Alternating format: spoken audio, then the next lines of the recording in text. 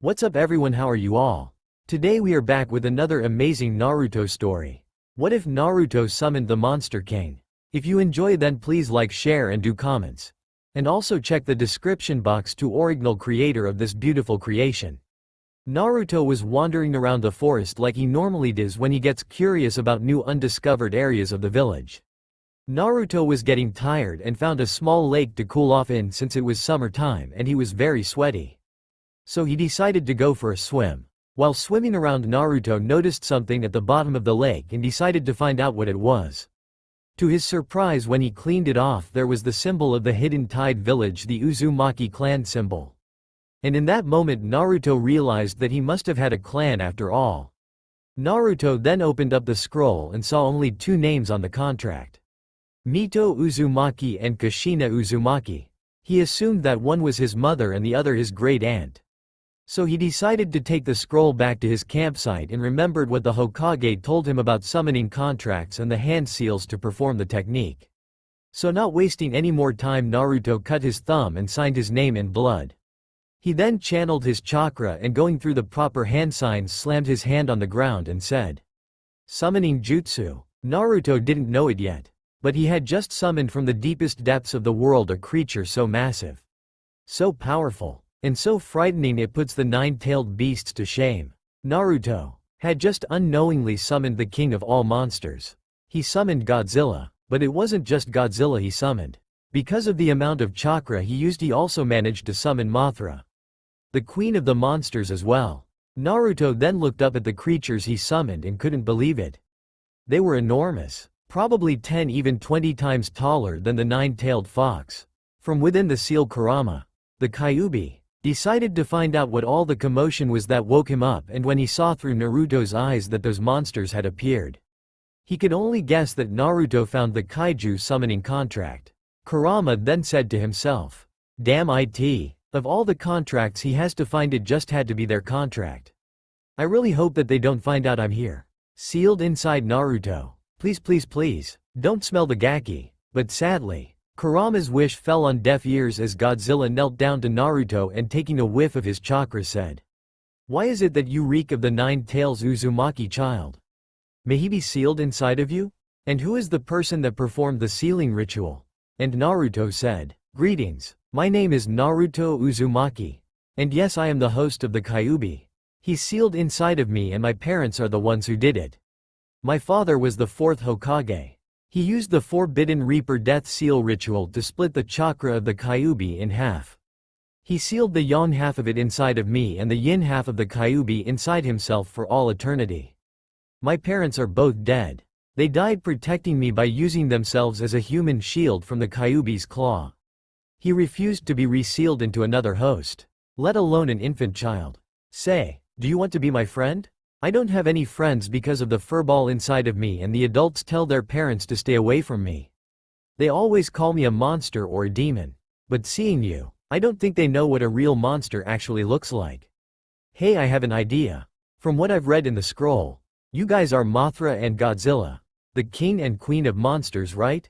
Mothra-sama, could you please give me a lift back to the village?" And Mothra said, "It would be my pleasure to be of service to you, my master. Come, my king. It seems like we have a village to show what a real monster is." Godzilla then let out an ear-piercing roar that could be heard for miles throughout the entire village, and Hiruzen Sarutobi, who's currently doing his paperwork, dropped his ink brush and went white as a ghost and said, "I would know that screaming anywhere. It's him, the king of the kaiju. It's Godzilla. I'm dead, we're all dead, so very dead. Anbu, evacuate the village. Under no circumstances are you to engage that creature. He's indestructible. Kami, please save us." Before the Anbu could carry out the orders to evacuate the village, it was too late, as Godzilla and Mothra were already inside of the village and breathing hot air through Hiruzen's office window and said, "I see you in there hiding from us, fire shadow Hiruzen Sarutobi. Either you face us or I'll tear the roof off of the tower with you in it. Get out here now." Roar. Knowing that he's been found out and that Naruto has more than likely told them about how he's been lied to and attacked by the villagers, Hiruzen knew that there was no amount of ninjutsu that could save him here. Mothra then landed on the Hokage monument and put Naruto down so he could sleep. Apparently on their way back to the village, Naruto fell asleep from using too much chakra, exhausting himself immediately. Mothra then looked down at Hiruzen and said, "You threw away our summoning contract. You tried keeping the boy's heritage a secret from him. You have lied and deceived him straight to his face and disgraced his parents' last dying wish. You let these people you watch over believe he's a monster, when really they have no clue what a true monster really is. Shall I demonstrate for them? Perhaps destroy the entire clan district, or even better yet, erase you from the Hokage's monument." Hiruzen could tell that the king and queen of monsters were furious. Actually, they were more than furious. They were outraged. To think that the Hokage would lie to a child who was so desperate to learn about his parents and who they were just to see the poor boys suffer from the hatred and malice of the villagers' prejudiced ways, and then convinced their children of their same beliefs about Naruto. Godzilla wanted nothing more than to obliterate the entire village with a single stomp of his foot, causing an earthquake large enough to make the entire village fall underground to the center of the earth. Mothra, however, wanted to cause a windstorm large enough to eliminate entire buildings and eat everyone who survived the destruction. Hiruzen then said, begging on his knees, pleading for mercy, "No, please, I beg of you for forgiveness. Do whatever you want to me, but don't harm the village. It's not their fault, it's my advisors. They keep trying to get their hands on Naruto to turn him into a mindless weapon for the village. What am I supposed to do? Have them and the civilian council executed? I can't do that without the daimyo's permission. Please spare us your wrath." And Godzilla said, "See to it that you do. Otherwise we will be back again to erase this village from the face of the earth. You have been warned." Fire Shadow Hiruzen Sarutobi. Poof, poof. Godzilla and Mothra then disappeared in two enormous puffs of smoke and went home. When Naruto would wake up the next day, he'd be in for quite a surprise when Hiruzen tells him everything about the night he was born 10 years ago. But knowing just a little bit of who his parents were and what they sacrificed themselves for would at least make Naruto know that his parents did love him. And that had circumstances been different that night, had Jiraiya still been around to help with the seal on Kushina's stomach, Madara Uchiha never would have taken control of the Nine Tails and nearly destroyed everyone and everything in the village. One thing was certain, Naruto's life was definitely going to change for the better. Roden noticed that there was something bothering his best friend and King Godzilla lately, and so he decided to ask him what was on his mind and said, "My king, you've been very irritated lately. I've never seen you act this way around the other monsters before. Not since the previous clan of shinobi who possessed our contract were destroyed. Did something happen, my lord? Has another Uzumaki signed the kaiju contract after so many years of hoping?" Godzilla then sat back down in his throne room, which was essentially an inactive volcano, and taking a few calming breaths said, "You're always so kind to me, Roden. Yes, my old friend. A new Uzumaki clan member has found and signed our contract. He's the son of our previous summoner Kushina Uzumaki. Kami rest her soul. He's going to have to be brought here to be introduced to the rest of the kaiju clan. However, I fear what may happen once Ghidorah meets him. He'll try to drain the life out of the boy. Roden, I want you to inform the rest of the kaiju that we have a new summoner from the Uzumaki clan. The boy's name is Naruto, son of Kushina Uzumaki and Minato Namikaze. Please don't mention his name. Only when I have brought him to King Kong will he be truly safe. As stubborn as that gorilla is, he's the first monster to even come close to beating me in a fight. I'd trust him to protect the boy from any threat, human or monsters. It's just the way he is." And Roden said, "My lord, are you actually planning on taking the child to Skull Island? Sure, Kong is big and strong and would without a doubt protect the boy. But there's too many other risks to consider. That island is dangerous." And Godzilla said, "Who said anything about taking him to the island? The village is surrounded by an enormous forest large enough for even King Kong to hide himself in. He would fit in perfectly with the other large animals I saw there." And Roden said, "As you wish, my lord. But what are the chances that he's discovered and the other humans try and take our summoning contract from Naruto-sama? Surely there's a way to prevent that from happening, right?" Godzilla just grinned and said, "Roden, do you know why only the Uzumaki clan can summon us to assist them in battle? It's because only an Uzumaki clan member can sign the contract itself with their own blood. Anyone else who tried to sign it and the contract itself would burst into flames and be lost to history forever. Ultimately, Only an Uzumaki clan member can sign it and summon us for battle. It was part of the reason why when the Hidden Tide village was created, Mothra and I formed an alliance with the Uzumaki clan, knowing full well that we could be kept secret and protect them from beneath the oceans and beyond the skies. The only other way for someone not of Uzumaki clan blood to be able to use the contract is through marrying into the clan. So I wouldn't worry about someone else taking it for personal reasons like revenge. No need to worry at all, my friend. The contract is in safe hands. Having his mind put at ease about the safety of their summoning contract, Rodan then decided to carry out his orders that were given to him by his king. The next time Naruto would meet Godzilla, they would be going on a little journey to an island far away from humans and out of the reach of mankind. The next few days were going to be quite eventful, that's for sure. Meanwhile, at the daimyo's palace, Hiruzen Sarutobi had just made it to seeing the daimyo last minute before his next meeting and explained that the village and quite possibly the entire nation of Fire Country and its neighboring countries were at risk. And when the daimyo asked what could be powerful enough to do such a thing as that, Hiruzen said only one name that sent a shiver down the daimyo's spine. Godzilla, the king of all monsters.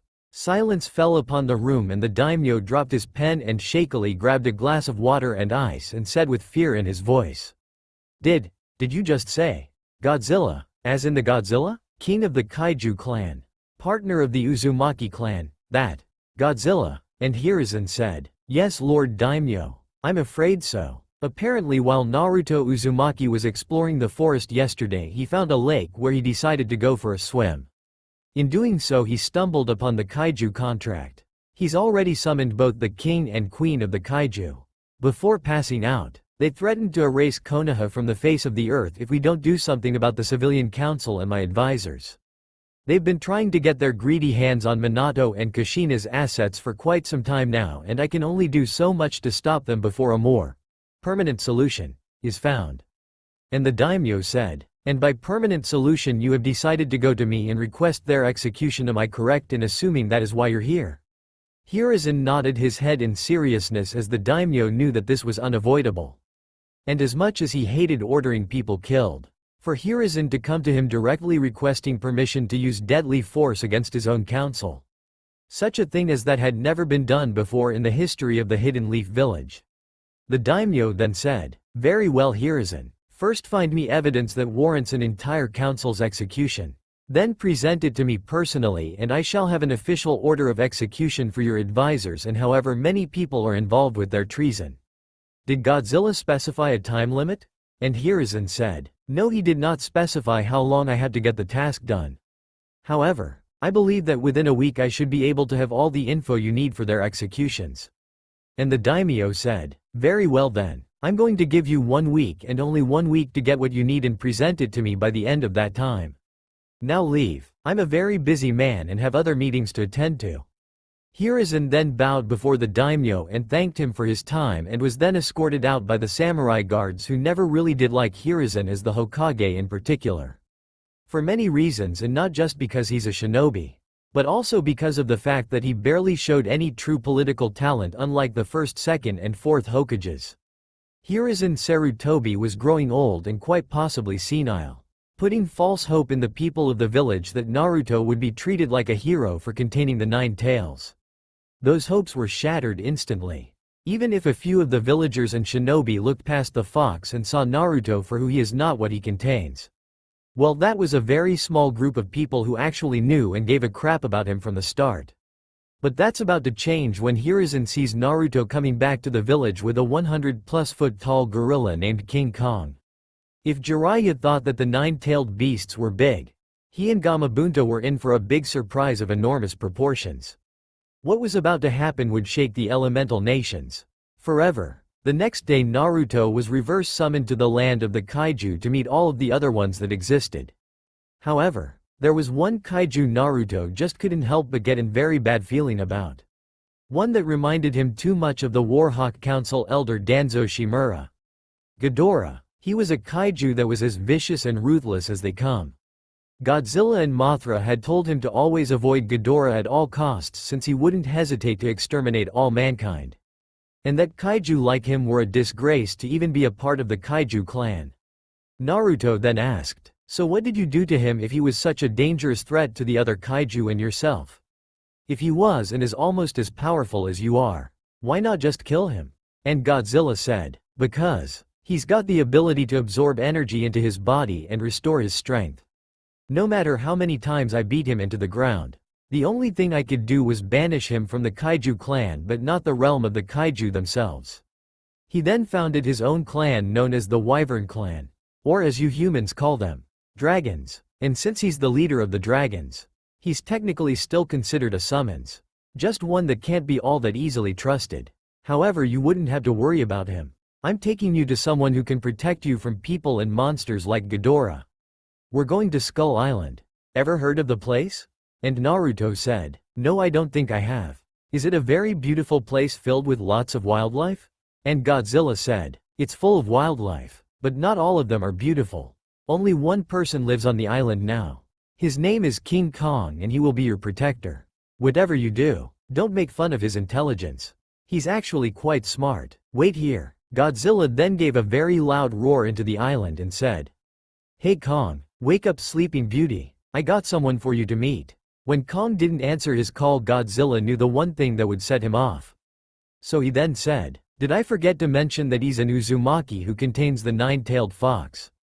Who, if I'm not mistaken, knows about your cousin, Sangoku, the four-tailed gorilla? Well, when that didn't work either, Godzilla then said, I guess I should have mentioned that the Monkey King, Enma, has sided with a human, and rules over the ape clan as well? Suddenly a loud roar came from the heart of the island and Godzilla said, well, that got his attention. He really doesn't like the Monkey King after how he was cheated out of the rights to rule the ape clan. Even though he was always stronger and wiser than the Monkey King, he was pushed aside and Enma was shown favoritism and given the title of boss summons for the ape clan. Just because he refused to always fight the Lord of the Apes. Sangoku thought he was weak and a coward. He was disowned by the apes and cast out of the clan forever. He later joined the kaiju where I welcomed him with open arms and made him one of my advisors. So for him, getting payback against the Monkey King would be a bonus. Kong then approached Godzilla yawning loudly and said, greetings my king, is this the new summoner I've been told about? He's very small, but then again so are all humans. Compared to us at least. You did warn him about Ghidorah, correct? That three-headed scaly bastard can't be trusted after the way he almost succeeded in killing you and overthrow the kingdom of the kaiju. I still think you should have killed him. It's going to come back and bite you in the future, you know that, right? Either way, welcome young Uzumaki to Skull Island. Hop on my shoulder and I'll show you around. Naruto then jumped onto Kong's shoulder and Godzilla watched as the gorilla kaiju showed Naruto around the island, and to say Naruto was amazed would be an understatement. He was astounded at how beautiful the jungle was. Naruto then asked and said, King Kong-sama, what do you have against the Monkey King? I mean, you and him are the same species of summon, which means that you're both technically family. And family shouldn't fight each other. And Kong said, it's true that we are the same species, but we're far from being family. As you said, family shouldn't fight each other. Well, that's all Enma ever enjoyed doing, is fighting to prove himself better than others. When he challenged me and I refused, saying that the difference in our strength are too far apart from each other and I could easily kill him, he took that as an insult. Until one day, he went to the elder gorilla Sangoku and told him to make him the clan leader because I was a coward and cowards don't deserve to be leaders. I pleaded my own case to the elder gorilla, telling him that there's more to being a leader than just strength alone. Sometimes, the smartest way to prevent conflict and pointless fighting is to avoid it altogether if possible. By doing so, you are stopping what could ultimately lead to friends killing each other. I chose the path of least resistance. The path of peace. To fight without fighting. Using your words to solve a problem instead of brute force. Enma, in his younger years, didn't understand this, but the great ape clan elder Sangoku had made his decision and regretted it ever since. He knew I was the wiser choice, but just remember, young Uzumaki. The pen is mightier than the sword. But sometimes, the sword will prevail. And Naruto said, so you're saying that you and the Monkey King were once friends, and because you refused to fight him out of the fear of killing him, you were cast out of the ape clan after he was made the next ruler? Because he said you were weak for not fighting back? That doesn't sound right to me. And Kong said, you're correct, young one. It was indeed very wrong. However, sometimes in this world there are people who are so blinded by their own selfish desires that they don't feel any sense of right or wrong. Only what they believe they're doing is the only way to get results. Greed, power, fame, wealth, status among other things, and control. But with all of this comes a great cost. Friends, family, loved ones, when you fight for what you believe in, do it because you know it's the right thing to do. Not because you're trying to prove you are better than everyone else. Just to be like everyone else. When you be yourself and you fight for what you believe in and not let anyone else tell you differently, that is when you know you are truly wise. Naruto took everything that Kong said to heart and swore that he wouldn't be a person who fought for personal gain. He would fight to protect those he cares about from those who would dare to harm the ones he held closest to him. He didn't want to be the Hokage anymore. He wanted to be the person who protected the village and Hokage from other threats. Naruto then said, "Do you want to be friends with me, Kong-sama? It must get very lonely for you around here being the only one that lives on the island."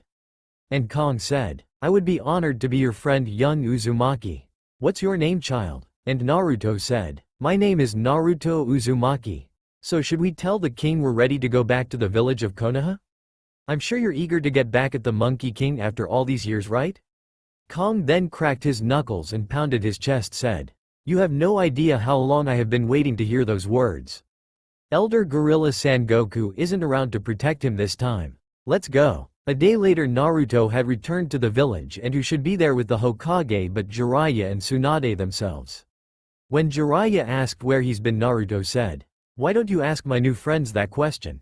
Better yet, I should be asking you that question as well. Where were you after I was born and my parents died? Both of you were made my sworn godparents.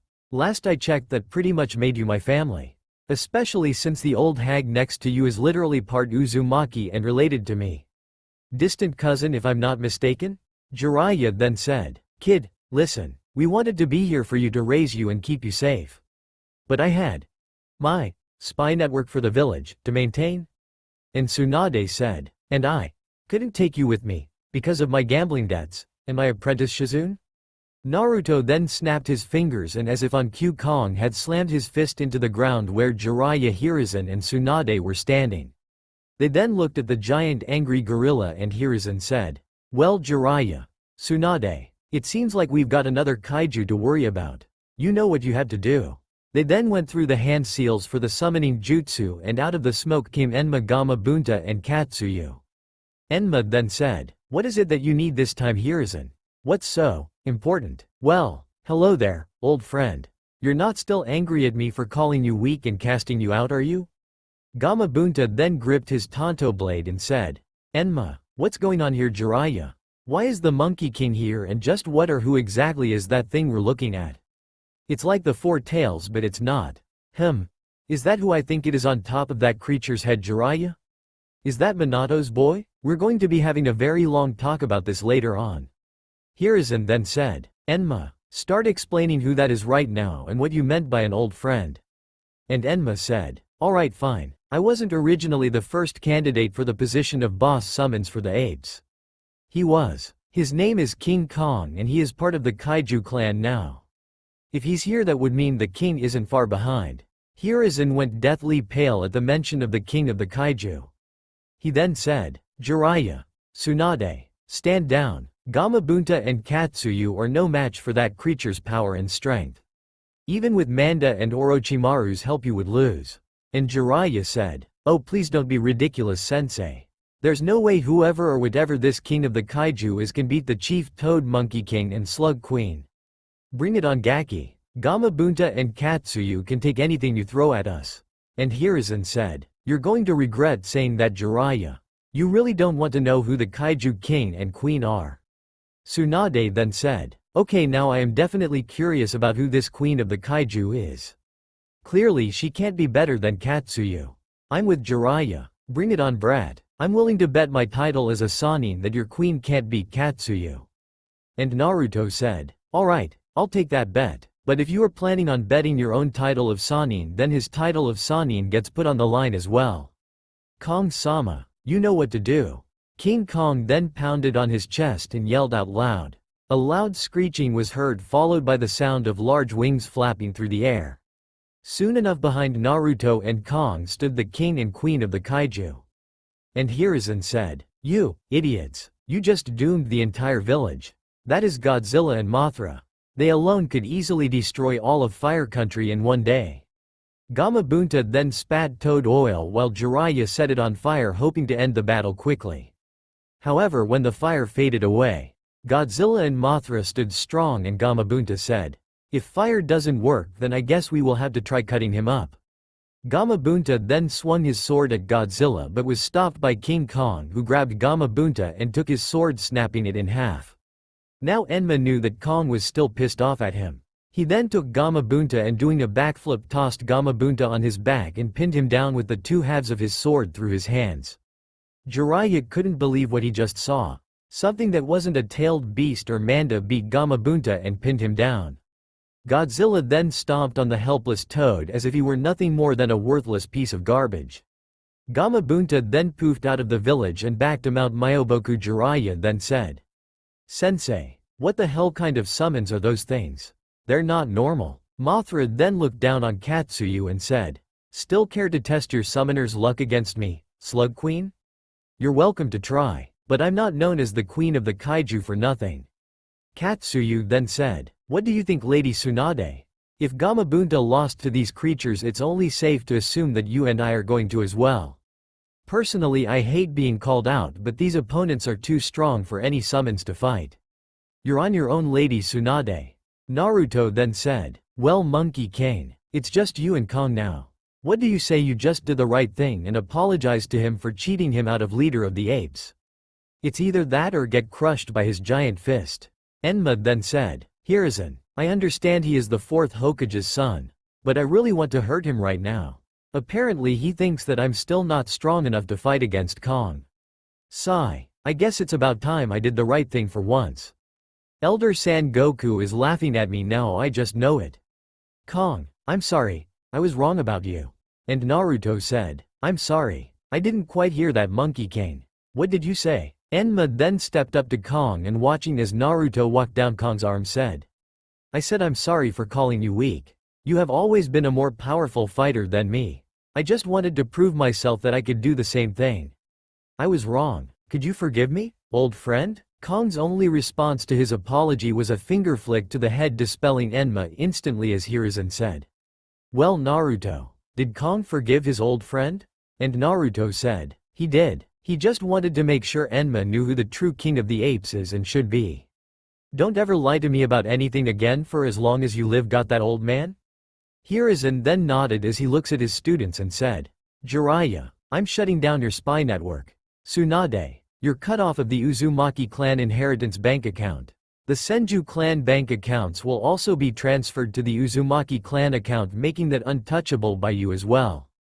Naruto, I'm giving you full access to the Uzumaki Namikaze and Senju clan accounts. That and your parents' estate are yours now. Until Naruto graduates the academy. Both of you idiots are not to leave the village for any reason or any length of time without my permission. Unless it's for Naruto's benefit. Am I clear?" Jiraiya and Tsunade knew they were screwed. And besides, it's either take their punishment from the Hokage, or take another beating from the kaiju.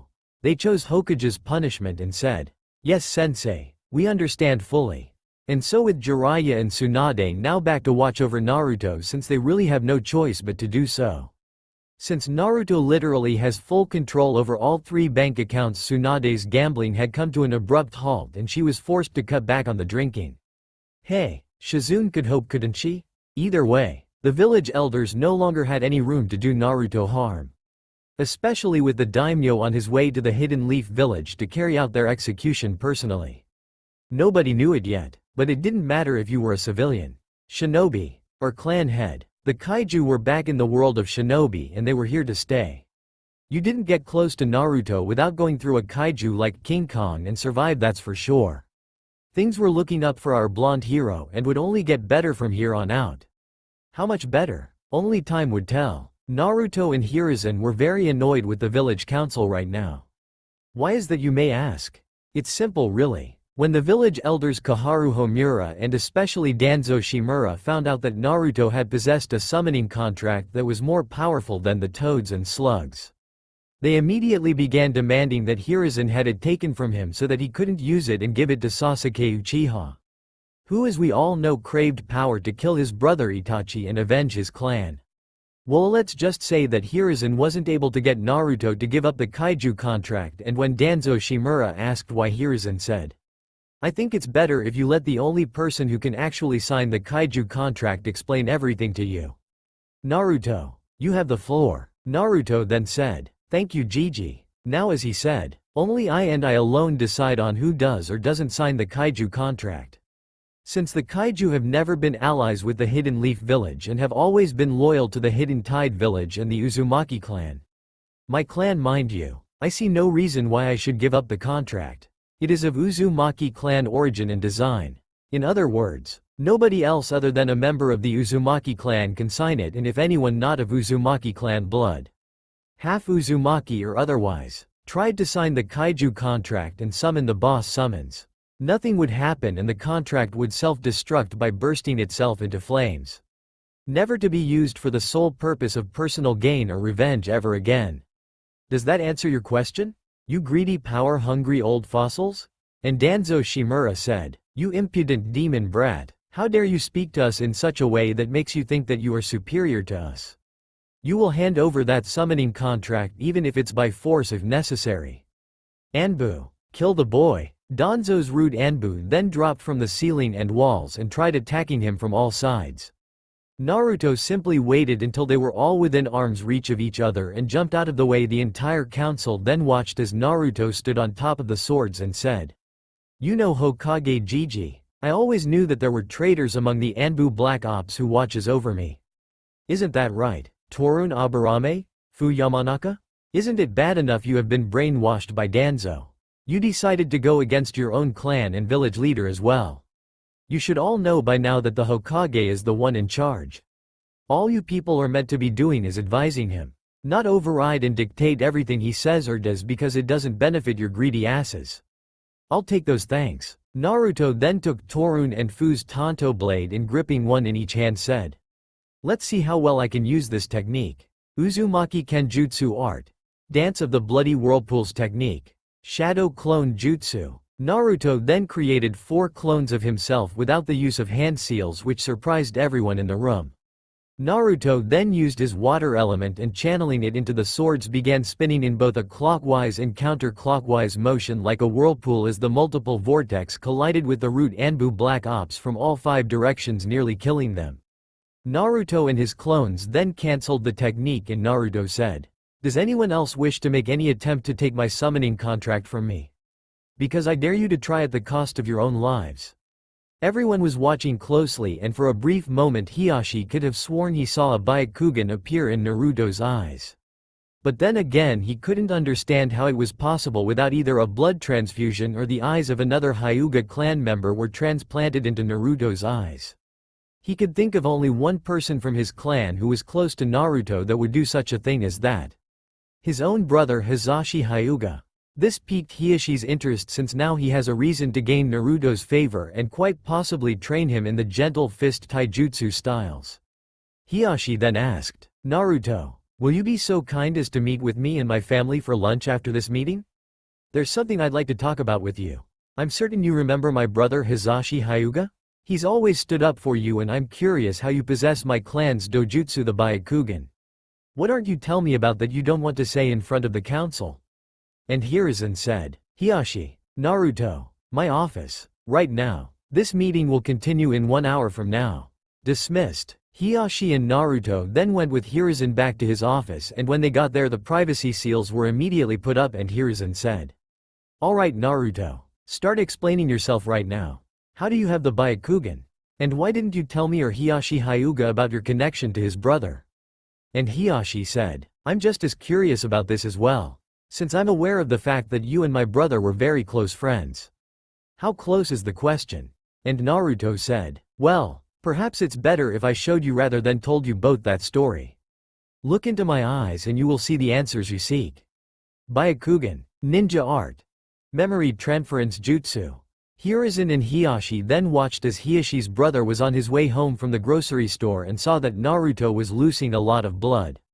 His Anbu guards nowhere to be found, he rushed towards the hospital and threatened the nurse to tell her what kind of medical attention Naruto needed, and the nurse said, "I'm not sure why you are even bothering with this monster of a child, Hyuga-san. But the boy needs a blood transfusion or he'll die, if not go into shock."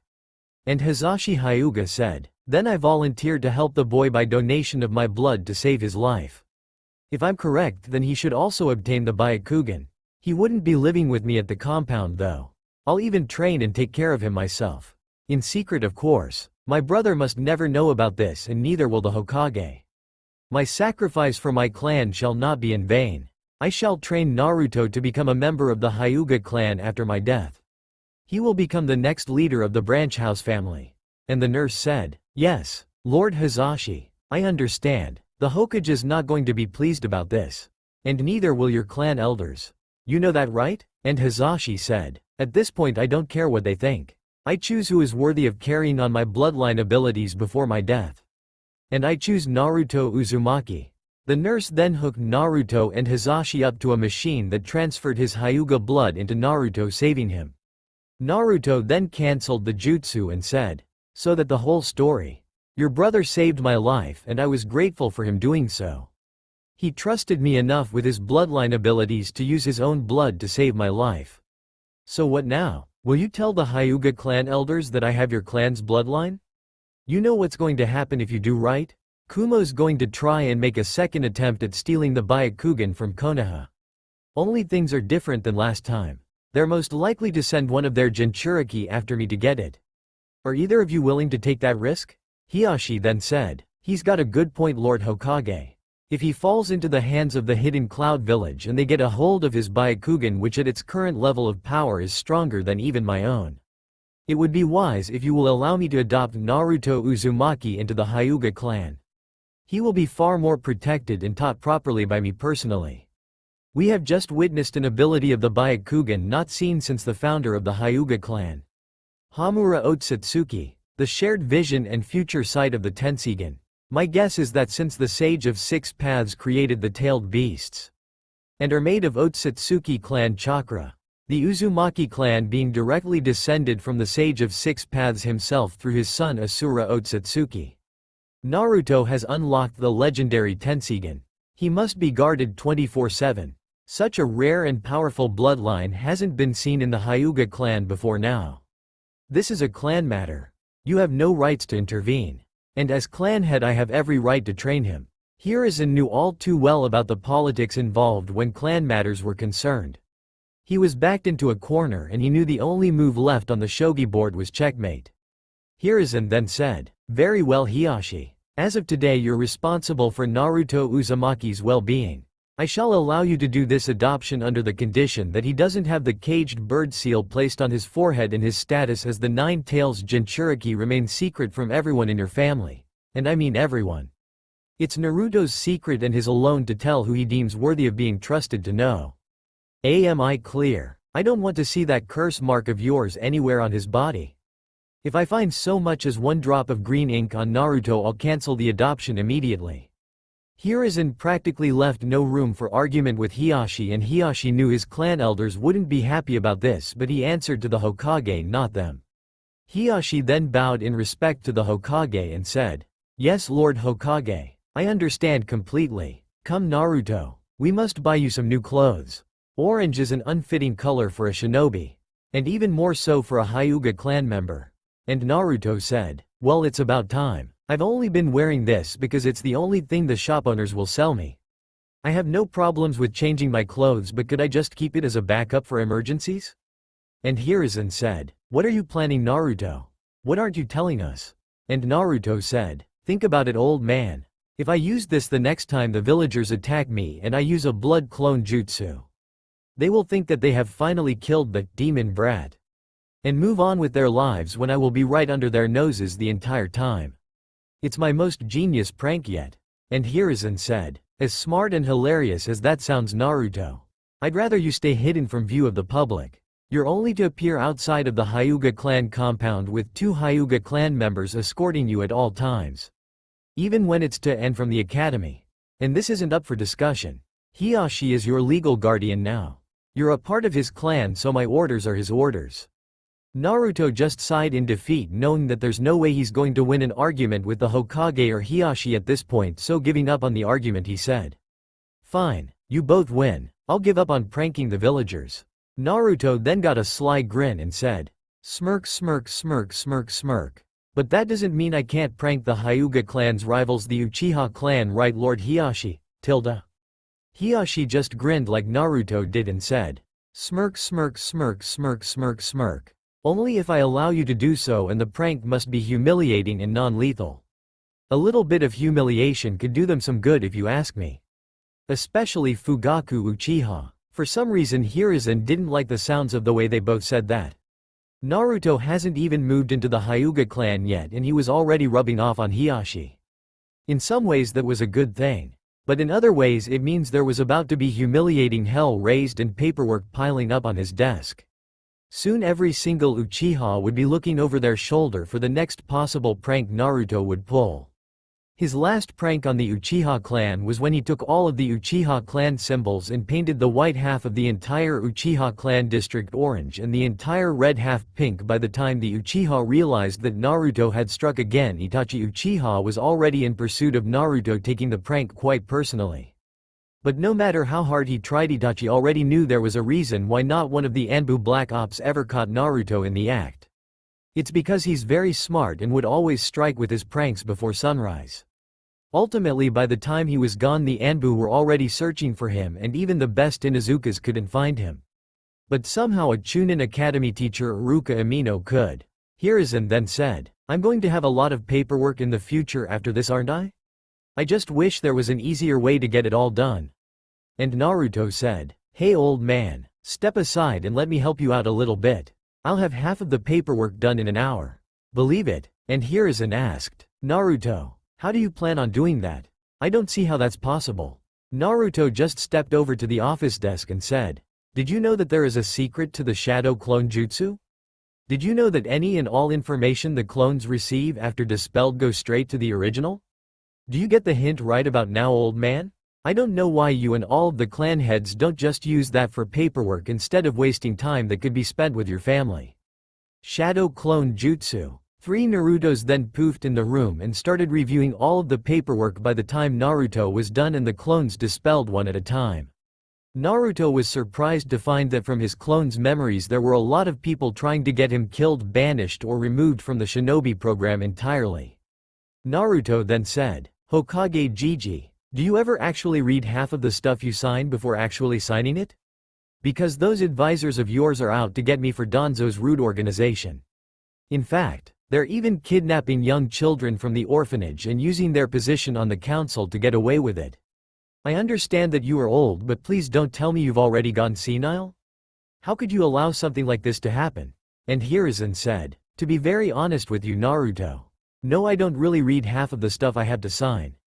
My secretary does all that for me. But I shall take your advice into consideration. Thank you very much for informing me about this. You're both dismissed. We have a meeting to get back to. And so with all the information now gathered that he needs to have his civilian council executed for political treason on more than just one occasion, he decided to seal it into a scroll and present it to the daimyo as soon as possible. The actions of the civilian council had to be punished. And everything they have done up to this point warranted the death penalty and would make their families watch.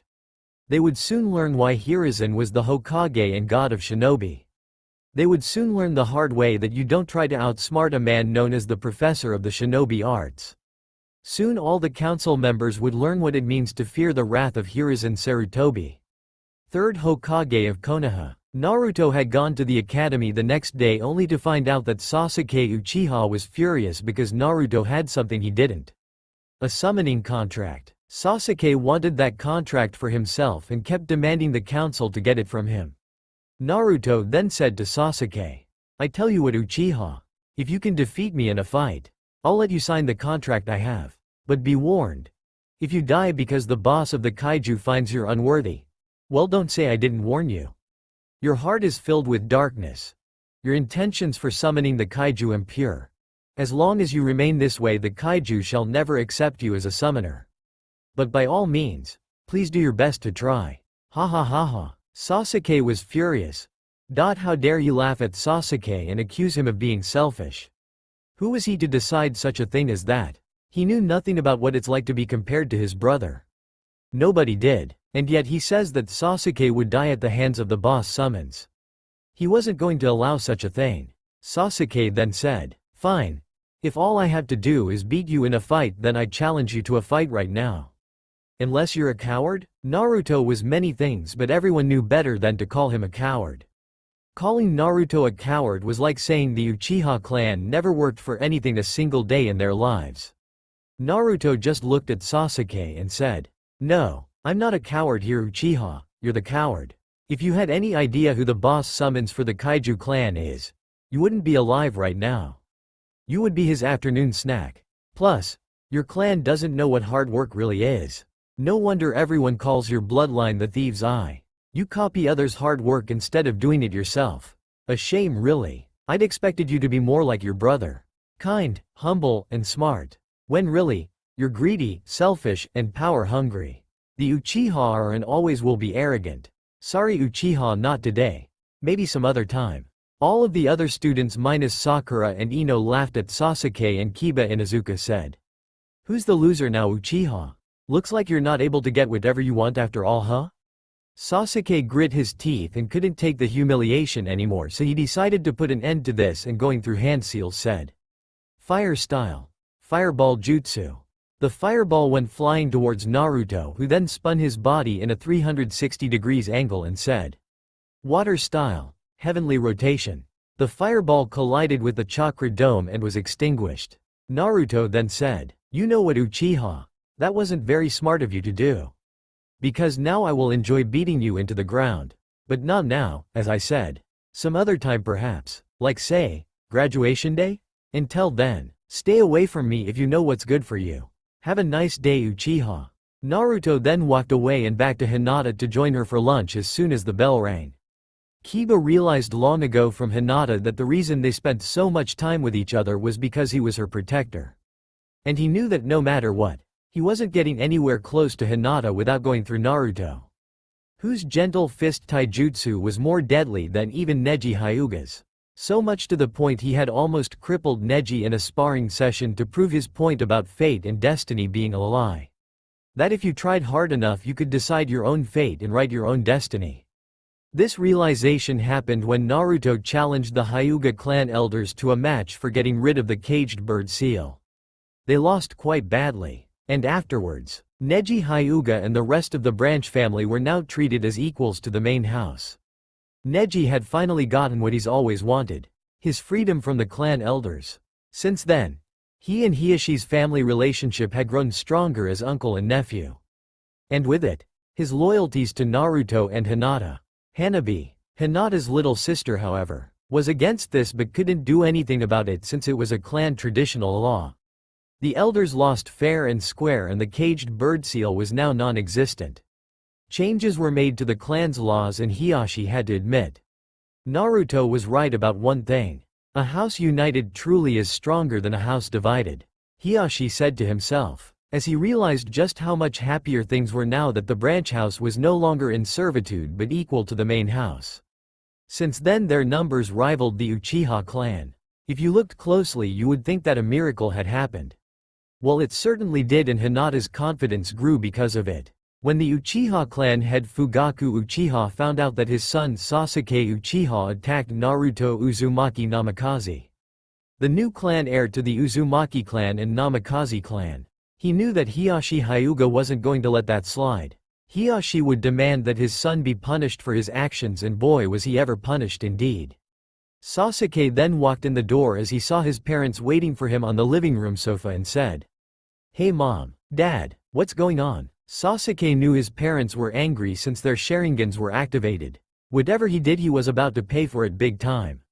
Makoto then walked up to Sasuke and slapped him across the face as she looked at him and said, "Why can't you be more like your brother Itachi and get a hold of your emotions?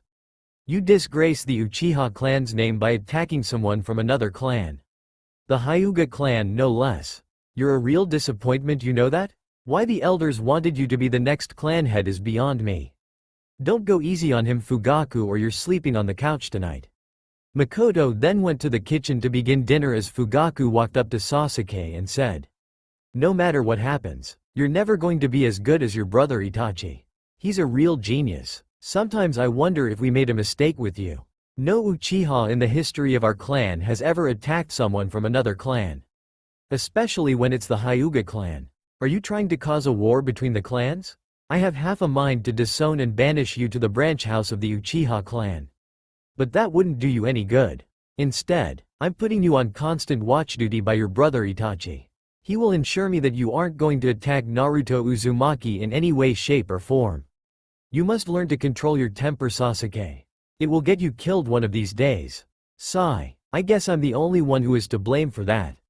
I've let the clan elders spoil you too much already. Makoto, assemble the clan council for a meeting. It's time we put our foot down and show them who is really in charge of the clan. This foolish idea for a rebellion ends now." And Makoto said, "Well, it's about damn time you decided to put your foot down and take charge for once. I'm just wondering how you plan on doing it." And Fugaku said, "I'm going to kill any one of them who is dumb enough to challenge my authority as clan head. And those who follow them shall die as well. Bring me Shisui and Itachi. I have a new assignment for them." Sasuke didn't know it yet, but he's just screwed up big time. So much that he was about to find out what happens to people who attack someone from another clan.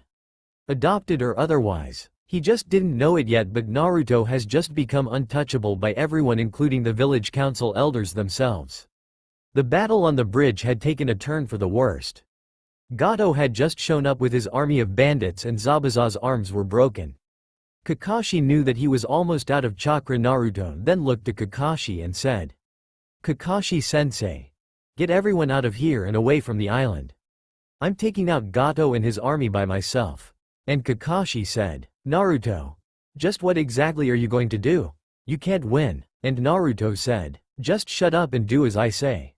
Gato then said, "Just what exactly are you going to do to get rid of me, kid? Ha ha ha ha, if that's even possible." And Naruto said as he jumped onto the water, "You're about to find out."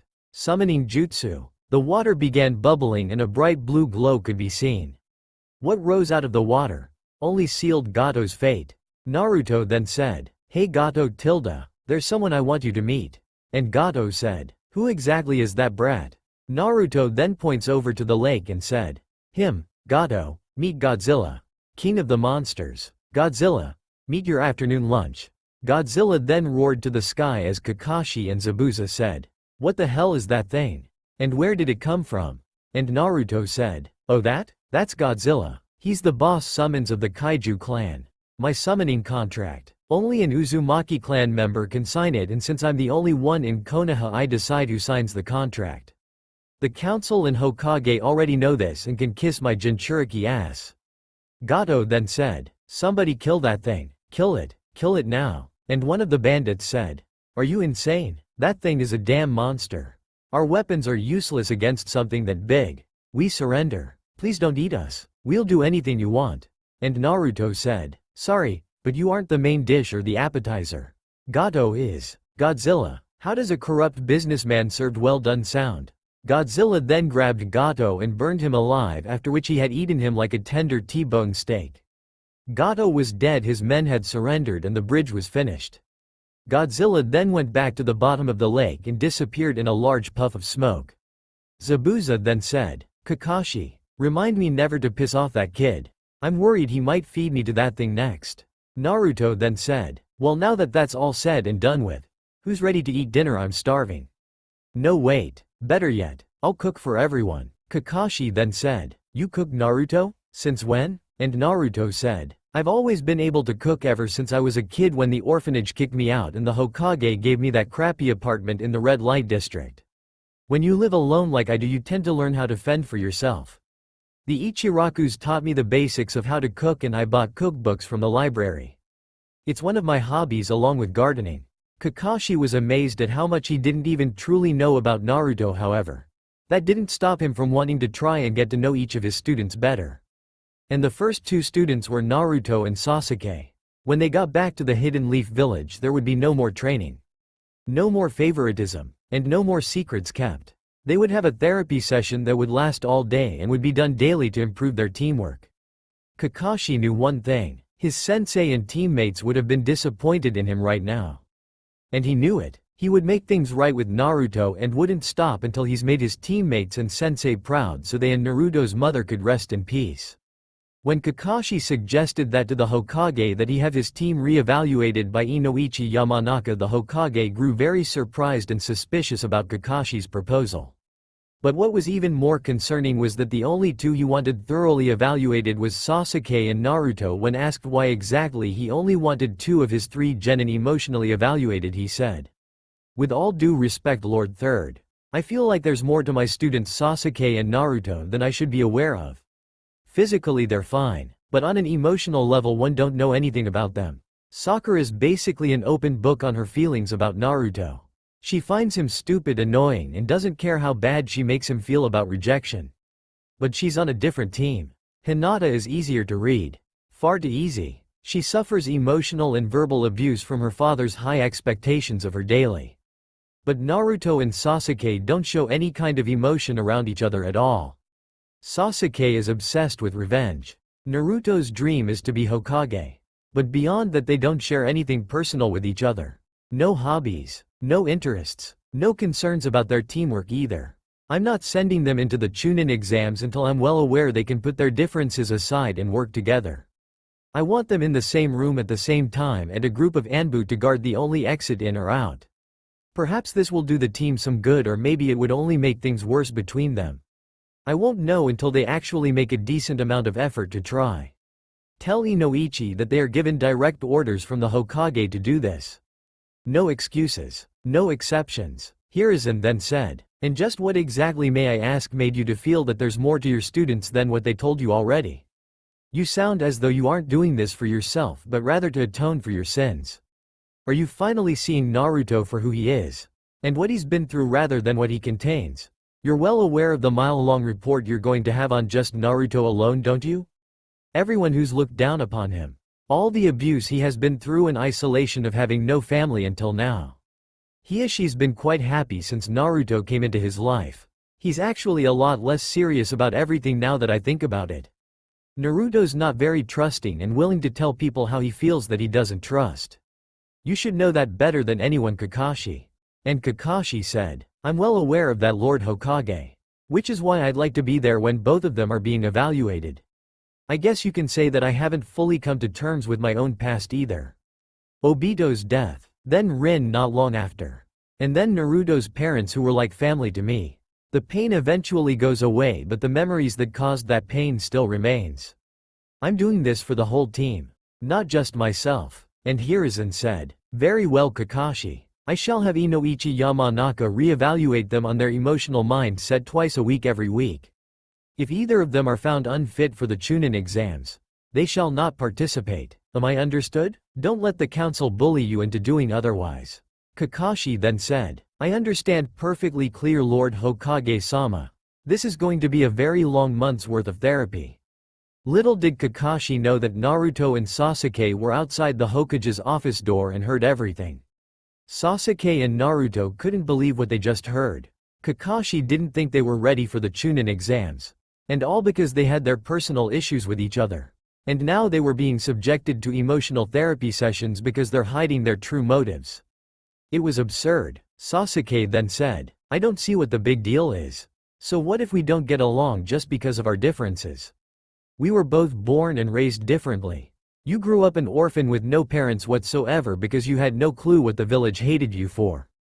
I had everything: parents, a family, a clan to call my own.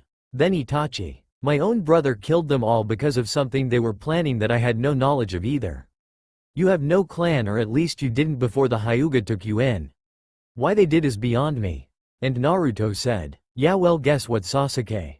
My life wasn't always sunshine and rainbows like yours before I was adopted by the Hyuga clan.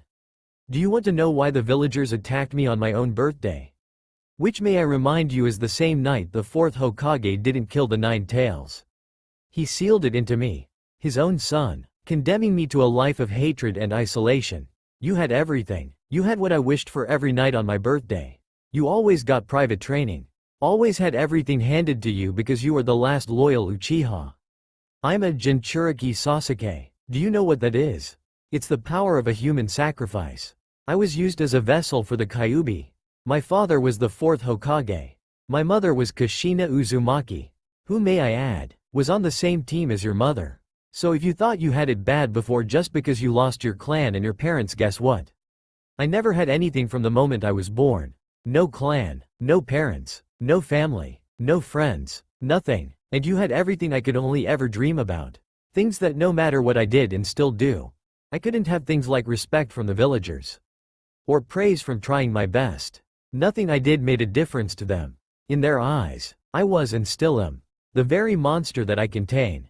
So don't tell me what it's like to be alone, Sasuke Uchiha. Because I've been alone from the very beginning. Naruto then walked away from Sasuke, leaving him to contemplate and think about everything Naruto just told him. To think that this whole time Naruto was trying to be like Sasuke was because he envied him. He was jealous. He wanted what Sasuke had and tried his hardest to get it. Even if it was his own way. Thinking back, Sasuke now realized something. Naruto was right. Who was he to brag about being alone and losing everything, when Naruto until recently had nothing to call his own? Sasuke then punched the wall, cracking it with his fist as he began to actually shed a few tears. His whole life he was given and gifted with everything, only to find that his own teammate had nothing and nobody from the very start. A life not so easily lived because of what he contained, and a life not so easily endured. It's no wonder Naruto always showed fake happiness around others. But when around Hinata, he showed true genuine happiness. Because she of all people knew and felt the exact same pain that Naruto did. Now the shoe was on the other foot and Sasuke found himself becoming more and more jealous of Naruto. Perhaps therapy was the only option. Perhaps it was best if Naruto and Sasuke got their feelings out. One thing was certain, the Hokage wasn't the only one to have a headache after this. Kakashi would as well, and no amount of Tylenol could cure it. Not even the strongest alcohol would work when this was over. Naruto was currently out in the courtyard of the Hyuga clan compound, improving upon his gentle fist taijutsu style, and with every single hit. Hiashi Hyuga, Naruto's adopted father, noticed that the training post was starting to crack and split into millions of splinters. He knew what the reason was for being so rough on a training post, since all the training dummies were completely destroyed. That reason was because Naruto had been scheduled for his first psychological re-evaluation with Sasuke and Kakashi later on. Hiashi watched as Naruto had created a new type of gentle fist technique for the clan, which he called the 8 trigrams 148 palms technique. It was basically a technique where he managed to take the 8 trigrams 64 palms technique and doubled its number of hits, making it a very deadly if not devastating taijutsu form for the Hyuga clan. After destroying the training posts, Hiashi walked up to Naruto and said, "You're hardly even exhausted from what I've just seen. Perhaps using shadow clones would be more advantageous for what you are trying to achieve. Make just enough clones to last a full hour and afterwards see where you need to improve upon." And Naruto said, "Sorry, father, I'm just having a hard time dealing with this whole not sharing and needing therapy sessions thing. There's places in my memories that not even Ino's father wants to go. The things I have been through. Well, I'm certain that you of all people already know what I mean. As a Jinchuriki, I share a mental link with the Kyuubi. His thoughts and emotions are connected to my own. So you can understand why I'm not too fond of being in the same room as Kakashi-sensei and the last Uchiha. Especially since Sasuke has been handed everything to him on a silver platter most of his life. I hate him. I don't think I can even put up with Kakashi-sensei either. Always praising Sasuke for everything and never once thinking that maybe I could use a comment or pat on the back once in a while too. But no, he puts more time into training the Uchiha before and even during and after missions. You can come out of hiding from behind the cherry blossom tree, Kakashi. I know you're there. I guess you have finally made the connection to why I was adopted by Lord Hiashi and the Hyuga clan elders, right? Kakashi then came out of hiding with Sasuke and Ino's father and said, "Naruto. You have the Byakugan, don't you? My only question is how and why didn't you tell anyone?" And Hiashi said, "As the newest addition to the Hyuga clan, how or why he's gotten a Byakugan isn't your concern. It's a clan secret and clan secrets aren't allowed to be told to others outside of our clan. I'm going to have to ask that you not ask the Hokage either without mine or Naruto's consent." Any attempt to do so and I shall request he and my daughter be given a better sensei. Are we clear? Kakashi just sighed and said. Well, I guess as long as he's part of your clan Hiyashi-sama, then I can't believe I'm saying this, but I'm not going to be their sensei much longer. If I'm found mentally unfit or emotionally unstable to resume active duty, at most I'll be put on temporary leave with pay. Let's get this over with, shall we? Inoichi then said. Right. First I'd like to ask each of you what you think of each other and what your personal opinions are. Naruto, would you like to share first? Naruto? Naruto, we can't proceed if you don't answer the question. Would you like to share your feelings about Sasuke Uchiha and Kakashi Hitaki with us? And Naruto said, if you already knew half the things the Hokages told you about me and what I've been through, then you're wasting your time on me. Start with the supposed prodigy of the group. Why not start with the Uchiha Prince of Konoha, who was spared by his own brother because it was out of love? Why not just question him on how his life was almost picture perfect because he had everything I only ever dreamed about until now? Come and find me when you are done with them. I'm sorry, but I'm not going to let you probe my memories at all. There's places, dark, horrifying places and things you really don't want to see in my memories. How dark is up to you to think about. Just know that they would give you nightmares. Naruto then started walking away from the others until Kakashi grabbed his shoulder and tried to stop him. Hiyashi then said, oh, that wasn't the smartest thing to do, Kakashi Hitaki. If anything, you can kiss your chakra points goodbye. And Kakashi said, just what exactly is that supposed to? OOF, how? When did you? Naruto then spun around on his heels and using his index and middle fingers on both hands struck Kakashi in the rib cage and shut down his chakra by channeling the Kyuubi's chakra into his fingertips. Kakashi then coughed up a few drops of blood and fell to his knees, gripping his ribs in pain and agony, trying to catch his breath. Inoichi then said, well, I guess we all know that Naruto's not going to share his feelings freely in a group session. Perhaps a more private session where each of you is more comfortable in a more calm atmosphere would be better. And Kakashi wheezed out only 2 words and said, sounds good. Kakashi then passed out for at least a full 2 hours before the effects of Naruto's attack wore off and Hiyashi reopened his chakra points. Hiyashi then said, forgive Naruto for his recent actions. Ever since the Hyuga clans adopted him, he's felt like he's got so many higher expectations to uphold as part of the main house family. In fact, he freed the entire branch house from the caged bird seal by challenging the clan elders in a duel of honor. And beat them all at once. The one big mistake you could ever make around Naruto is thinking that you can catch him off guard. Unlike the rest of the clan, he can use shadow clones to see a full 360 degrees with his Byakugan. Neji has tried. I have tried, and even Hinata and Hanabi have tried, and we've not once been able to catch him with his guard down. The clan elders even admitted to me that they're considering making the shadow clone jutsu part of the clan's jutsu library, along with the summoning jutsu as well. And Inoichi said, so you're saying that he's fully dedicated to his training in the gentle fist taijutsu of your clan? Has he made any progress with that? And Hiyashi said, quite the opposite actually. He has actually perfected every single technique of our clan and improved upon them. In fact, his chakra control is so perfect that he is able to use the heavenly rotation technique and control it for a full hour even with the Kyuubi's chakra. He can still use the 8 trigrams 64 palms technique. And has doubled it into an advanced version called the 8 trigrams 128 palms technique. And with shadow clones he has improved that into a new technique he's been working on called the 16 trigrams 128 palms rotation technique. He has exceeded every other Hyuga clan member's expectations and has been asked to take over the clan with Hinata and Hanabi when I reach retirement. I couldn't be more proud of both of them for trying so hard. Even Hanabi said she wants to keep training with Naruto to get stronger. I think she might have a small crush on Lord Hokage's grandson Konohamaru Sarutobi. She's in denial, but I could tell right away that it's true. And Inoichi said, perhaps group sessions were a bad idea. Especially a full group session. Perhaps if I could get Naruto and you alone in the same room with Hinata there for support to keep him calm, perhaps then he will open up to us about his feelings. Where is he now? And Hiyashi said, well, if I know Naruto right now, he's meditating in the clan's tree garden. You said you wanted to get Naruto alone in a calming mood and atmosphere. Well, contrary to what you may think, the clan gardens are where he's most calm and relaxed. I'd say he spends more time there than anywhere else in or around the compound. He said it's the only place that he's able to clear his mind and focus more clearly. Something about the sound of the running streams of water and the koi fish pond giving him a sense of clairvoyance.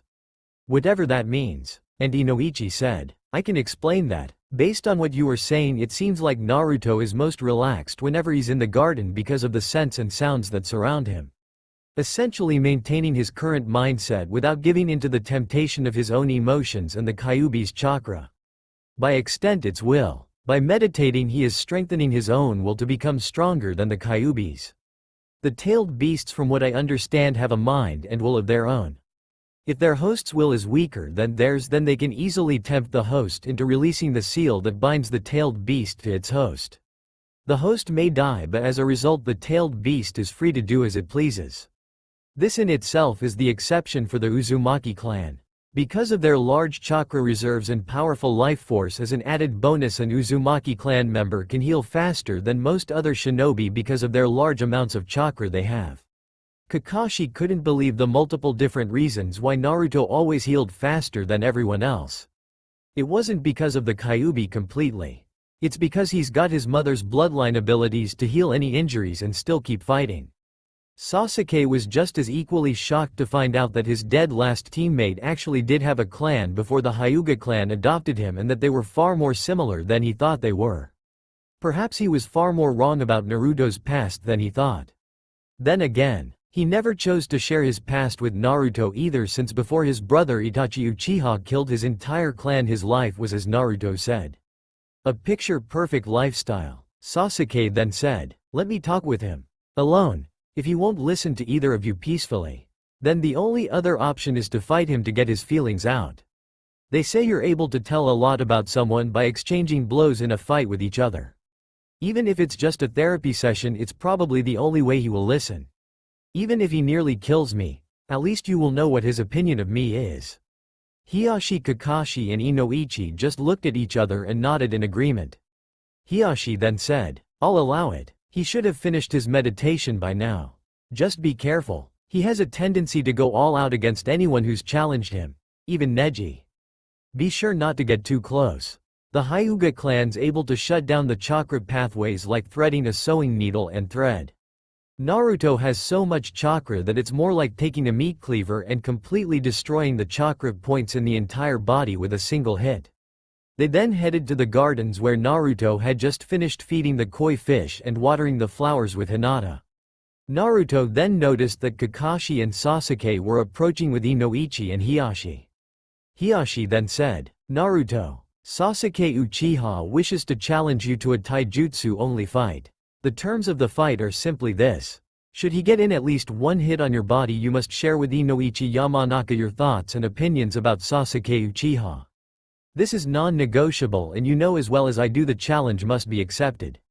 By the laws of the clan he has issued a duel of honor. And Naruto said, fine, but he's going to need that precious Sharingan of his. You know that I don't hold back against anyone else. If it means pushing myself beyond my limits, then I'll accept anyone who's bold and brave enough to fight me. Please don't disappoint me, otherwise this will be for nothing. Naruto and Sasuke then stood across from each other in the courtyard and got into their fighting stances. Sasuke with his interceptor and Naruto with the gentle fist. Naruto then activated his Byakugan and Sasuke activated his Sharingan eyes.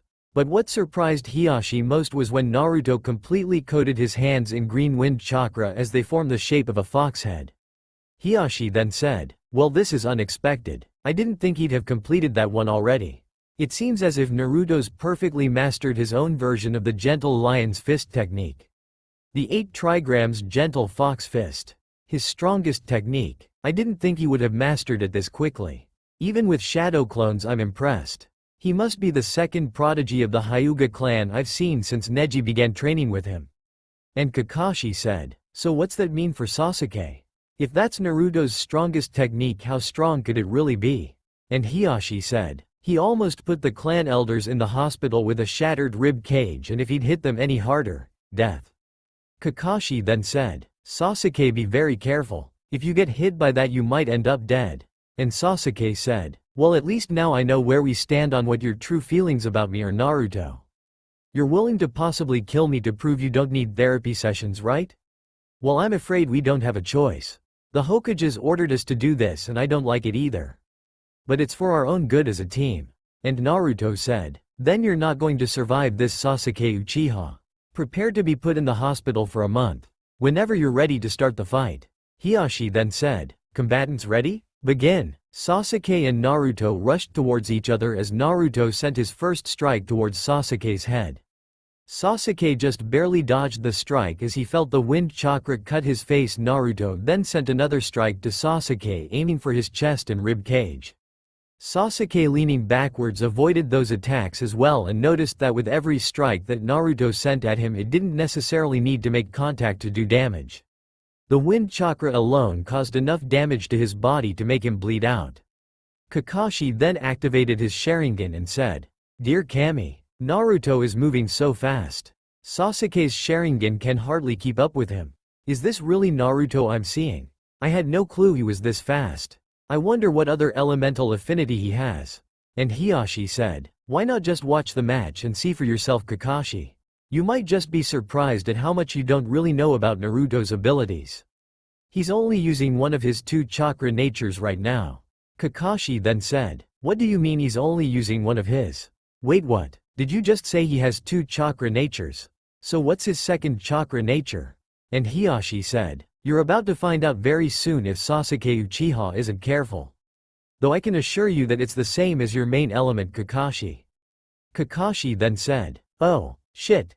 He has a lightning element as well. Combined with the gentle fist taijutsu, he could paralyze his enemies instead of killing them. And with his wind element, he doesn't even need to touch his opponent's body to deal damage. And Hiashi said, that's correct, Kakashi. In terms of power, speed, agility, and strength, Naruto's the 3rd strongest person to use such a form of fighting. At his current level of power, he could take down the Sannin Tsunade with a single strike to the chest. And that's putting it lightly. He wouldn't need the Chidori to kill someone with his lightning element, because he could easily do that with his wind element by slicing up their chakra pathways. Permanently, I might add. Naruto and Sasuke continued fighting each other to the death as Naruto said, I warned you, Sasuke. I told you I'm not holding anything back. You want to know what I really think about you? I'll tell you. You're spoiled, arrogant, privileged and popular with the entire village. I hate how I was never appreciated until now. You had everything from the day you were born. I had nothing. I had nobody. No friends or family or clan to call my own. You were never alone or knew what it's like to suffer without a parent's love. Bam! Naruto's fist hit the ground and left a crater as he was huffing and puffing in irritation. Seeing the large fist-sized crater Naruto left, Sasuke was fortunate that he dodged it and didn't get hit by it. Inoichi then said, well, now we're getting some results. Let's keep watching and see what happens next. Perhaps this fight will shed more light on the reason they don't work well with each other properly. Perhaps Sasuke will tell Naruto about how he feels about Naruto next. Naruto and Sasuke continued their fighting as Sasuke said, do you think I actually enjoyed all the praise and attention I got? You're wrong. I hate it. I never wanted something I didn't work for. It's because of the civilian council that I was given special treatment. Because they want me to restore the infamous Uchiha clan. My own brother killed our own clan and made me watch as he killed our parents in cold blood. But I knew you always had it worse than me. But now I'm beginning to understand how you felt. Because now I find myself in that same position you were in. I'm not sure why you are hated outside the Hyuga clan, but it can't be worse than having your parents murdered in front of you by your own brother. That was the final straw. Sasuke had just crossed the line that even the Hyuga clan elders wouldn't dare go near with Naruto. Naruto then switched to his lightning element gentle fox fist and said, that's it. I've had enough playing around Uchiha. You just crossed a line with me nobody ever should. Time to fall like your ancestors. 8 trigrams 128 palms. Naruto then struck Sasuke in rapid succession over 100 times in his chakra points and with a single thrust of both his palms sent Sasuke flying into a wall coughing up blood. Naruto then deactivated his Byakugan and said, for the record, I always thought we could be friends, rivals even. But I guess everyone has their own reasons for being a shinobi. For me, it's respect and recognition from the village. But you're no better than all the Uchiha who came before you. You're no better than your clan's founder Madara Uchiha. Your pursuit of greater power is your greatest weakness. Your lust for revenge even more so. The path of revenge only leads you down a path of darkness and despair. A path where you will always be alone like I was and not realize it until it's too late. We're done here. Get him to the hospital. Get him out of my sight. And Inoichi-sama, I'm certain you have all that you need for now, right? Take it to the Hokage. I'll deal with Kakashi tomorrow. And Kakashi said, I seriously hope that doesn't mean I have to fight you as well, Naruto. Because if I do, I don't think I could. I don't think that I could bring myself to hurt my own sensei's son. Minato-sensei would never forgive me if I hurt you too badly. I haven't had the best life myself either. Unlike you and Sasuke, I grew up during the Third Shinobi War. I lost my best friend Obito to a boulder that crushed him. He gave me his Sharingan. After that, my love interest Rin made me kill her because the hidden mist turned her into the Three Tails Jinchuriki as a Trojan horse to destroy Konoha. She forced herself into my Chidori and I've never forgiven myself since. And then your parents. That was the final straw for me.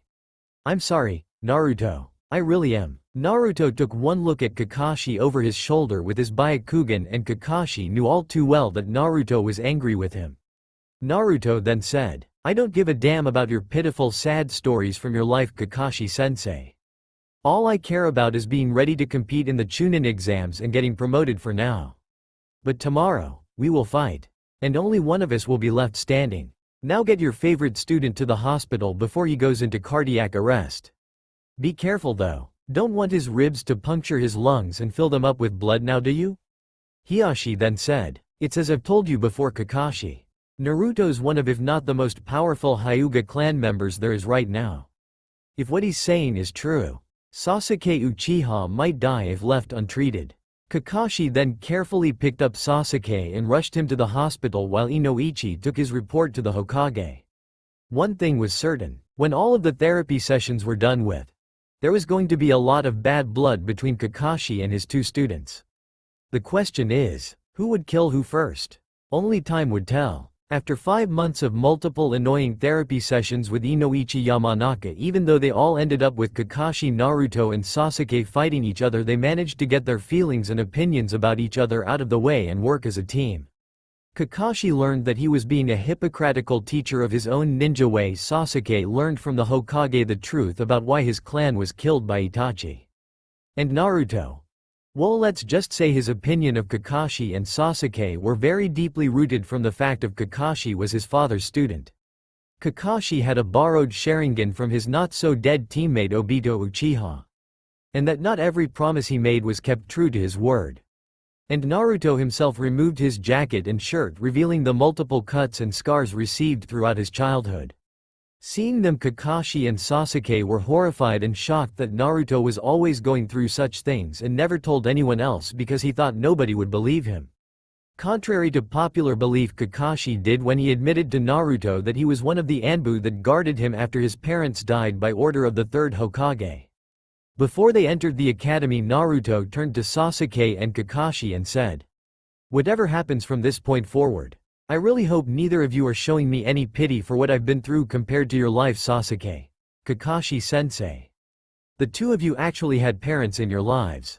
Friends, comrades, people to rely on when you needed them most.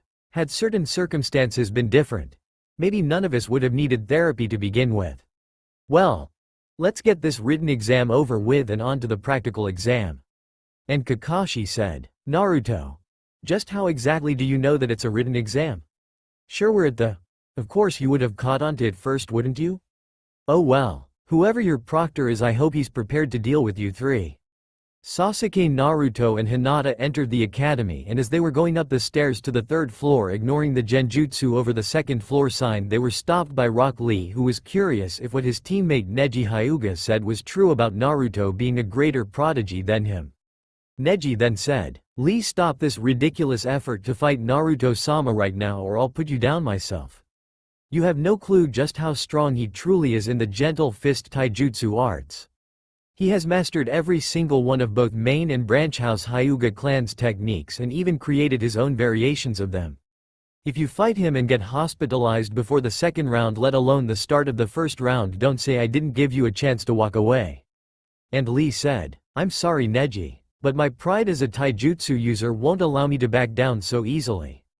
I must test him to prove your claims are true. There's no way he is stronger than you." And Tenten said, "Just let it go Lee. Take Neji's words of advice for once and back away, will you? It now worth the effort too." Naruto then said, "Alright fine. If it's going to shut you up, then I'll make this fight last no more than 5 seconds flat. I hope you're ready to lose Green Beast Rock Lee." And Lee said, "Very well. Let us get into our respective fighting stances. Ready? Fight." Naruto activated his Byakugan, and faster than Lee could see Naruto move, he felt a massive sharp pain in his chest and ribs, as if 2 swords just passed straight through him. Lee then went flying across the room and smashed into the wall on the other side. Maida Guy then appeared on his turtle summons, and seeing everything thought to himself, "Such powerful and precise strikes and incredible speed. So this is that youthful prodigy Neji's been bragging about all this time. The one he said was only the second strongest compared to Lord Hiashi himself. Not to mention the large burst of chakra used at that one hit alone could have killed Lee." Guy then said, "So you are the one who Neji's always bragging about, aren't you?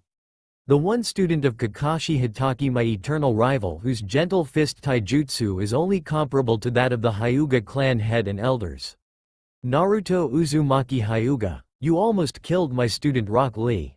I'm surprised you are faster than him. Even with his training weights on, he is faster than most.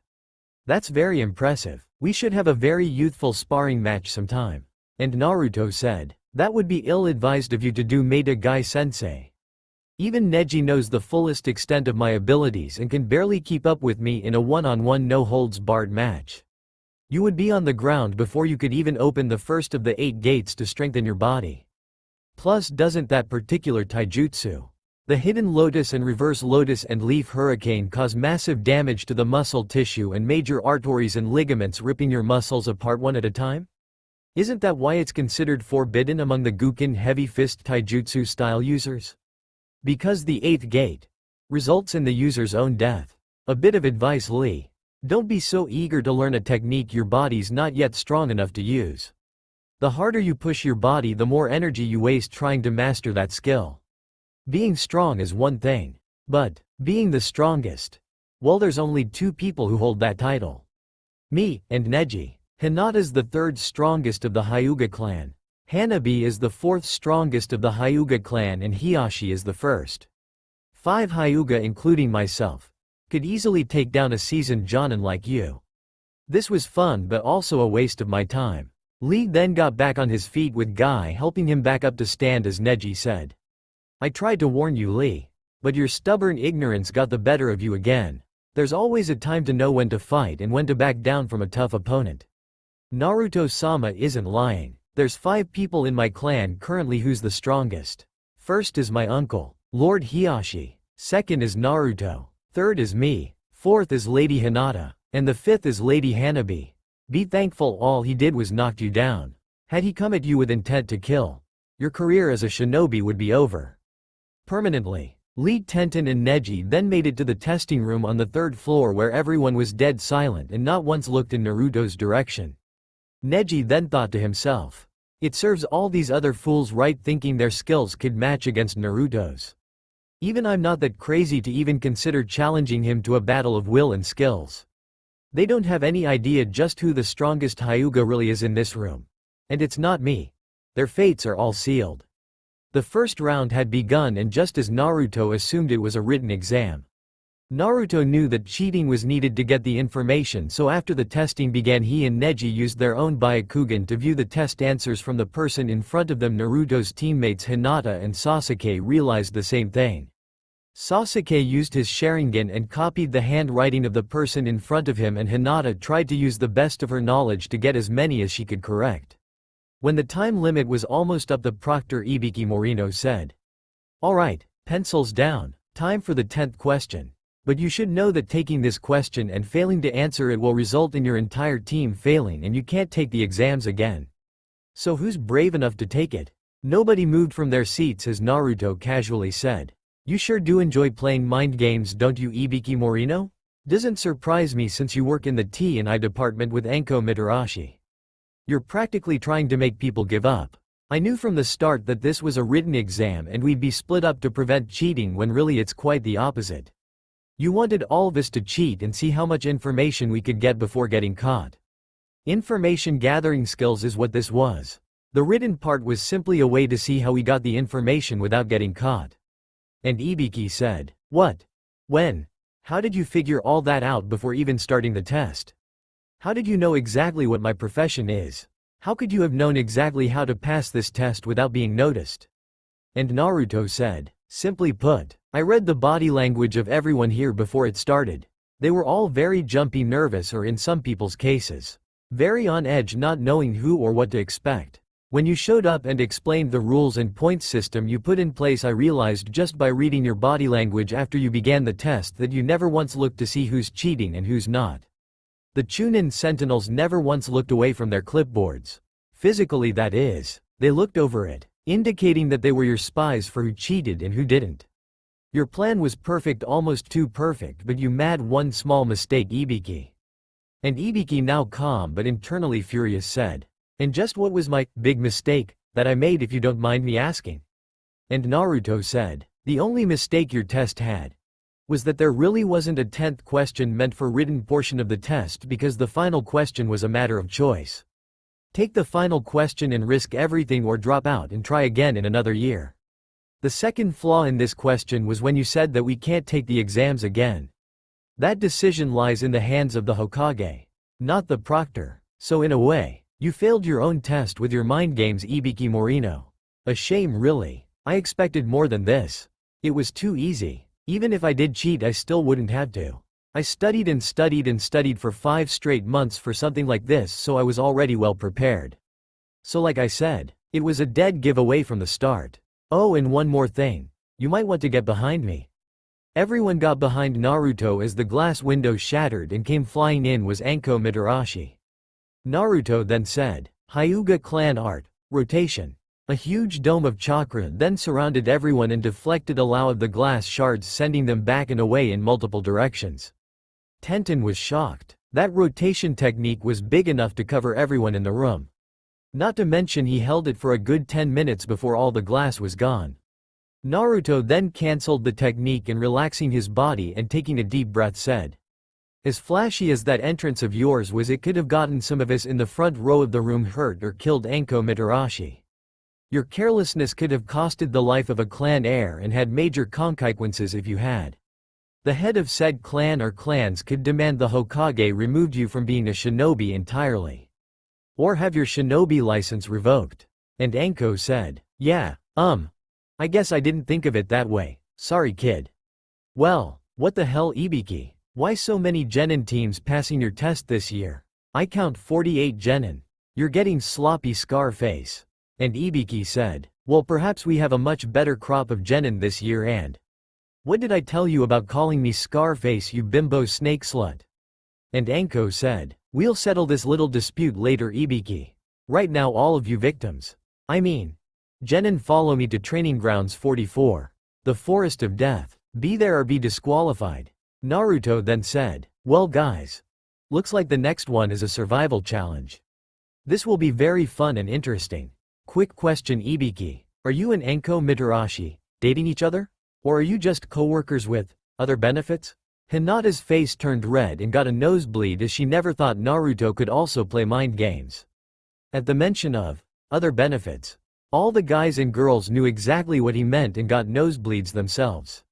Minus Neji and Sasuke, of course, since they would never even have such thoughts. Plus, Neji knew all too well how much Naruto enjoyed messing with people's heads. And he just laughed inside his head. Ibiki then said, No, you have it all wrong.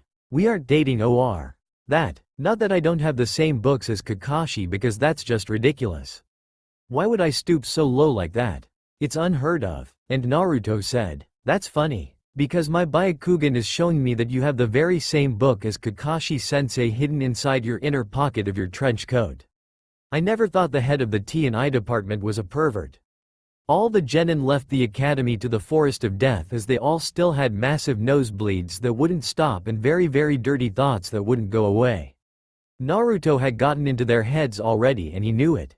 Because what's the best way to weaken someone mentally? Why? Expose their self-perverted ways, of course. Naruto's plan was already in progress. They all just didn't know it yet, but they have already lost. It's the first round of the Chunin exams preliminaries and the first match had been chosen. Sadly, it was going to be a very quick and brutal battle. The match was Rock Lee versus Naruto, and just as both Kakashi and Guy had feared, Naruto had that look in his eyes. A look that Neji's only ever seen once before during their training sessions at the Hyuga clan compound. The look with a desire for the ultimate challenge. The ultimate fight. Someone who's able to push him beyond his limitations. Not that he's ever had any to begin with. After seeing how fast and strong Naruto had become in his gentle fist taijutsu training, Hiashi's fears were realized when Naruto nearly killed the clan elders and almost crippled Neji permanently. Flashback. It was not long after Naruto was adopted into the Hyuga clan that when the clan elders found out that Lord Hisashi Hyuga had saved Naruto by giving him a blood transfusion and obtained the Byakugan because of it. Well, let's just say that they were even less pleased when Hiashi's father found out from his son that Naruto possessed the Tensegan of their clan's great ancestor Hamura Otsutsuki. It was in that moment that Hiashi's decision was final. With his father's support on the Hyuga clan council would train Naruto in the gentle fist taijutsu style. The rest of the elders weren't so keen on the idea of an outsider not born into their prestigious clan should learn such things. Hiashi was furious as he said, "You have no say in the matter, as the Hokage has already approved of the adoption and I have already signed the adoption papers myself personally. If you have a problem with Naruto being part of the main house family of the Hyuga clan, you may have two options available. The first is a duel of honor against Naruto, who's already mastered the basic and advanced sets. Or second, you may put it to a council vote and choose one person from both main and branch house to fight him. Choose wisely, as it could mean life or death for all of you. He is a very fast learner and should not be taken lightly." And Hiashi's father said, "I vote Neji Hyuga from the branch house. And myself along with the council elders here to test his skills. Do you have any objections to the participants?" recommended Hiashi. And Hiashi said, "None at all, father. It will be very interesting to watch you get beaten into the ground by an outsider." The next day all the clan members Naruto would be fighting were assembled and decided to take him on all at the same time. Starting with Neji and his grandfather. Naruto then activated his Byakugan and said, "I'm only going to say this once. Please don't disappoint me, otherwise this won't be much fun at all." And Hiashi's father said, "Believe me, child, this fight is not something you want to think of as a game. This fight determines your status as a Hyuga clan member." Neji then said, "Prepare for defeat, as this is the last fight we shall ever have to prove yourself to the clan elders." Naruto then got into the advanced gentle fist taijutsu stance and said, "Then by all means, please come at me with intent to kill, or you won't be much of a challenge for me at all." Neji, his grandfather and all the elders went rushing in at the same time to attack Naruto, and far faster than they could see Naruto had vanished. The next thing Neji knew, he was sent flying into a wall. Hiashi's father was then sent crashing through the doors of the dojo, and the elders all fell to the ground groaning in pain and coughing up blood. Hiashi knew what the real reason he brutalized the elders was for. The caged bird seal. He knew that Naruto was a seal's prodigy and was concerned for the future he had with the Elder Council. So he made an official clan law stating that any further use of the seal was prohibited and would result in banishment from the clan. Naruto then said, "Well, that was boring. None of you could even keep up, let alone see me. I guess I'm just too fast to keep up with, aren't I? Well, it's be fun and all, but I've got studying to do." Hiashi then decided to apply gravity seals to Naruto's body so that it would limit the amount of speed and agility he had. Hiashi then said, "Naruto, under no circumstances are you to release those seals unless you are up against a very tough opponent. Am I understood?" And Naruto said, "I understand perfectly, father. I promise I shall not release the seals unless I'm up against a very strong opponent." Flashback end. Neji grabbed Lee's shoulder and said, "Whatever happens down there, Lee, don't let your guard down for even a second. If you do, I don't think you're going to be getting out of the hospital for quite some time." Lee then said, "Do not worry, Neji. I have learned much from our last encounter. I think that if I use the hidden lotus I can defeat him. It's not going to be easy, I know that is for certain. Lee and Naruto entered the area and Naruto said, "You're pretty strong to be trained by Meta Guy, aren't you? Well then, perhaps we should prove just who the superior fighter truly is then, shall we? Why don't you take off those leg weights of yours and I'll take off mine?" Neji then said, "Oh no, this isn't good at all. Not for Lee or anyone who's facing Naruto in the finals either." And Guy said, "What are you talking about, Neji? Just how strong and fast is Naruto anyway?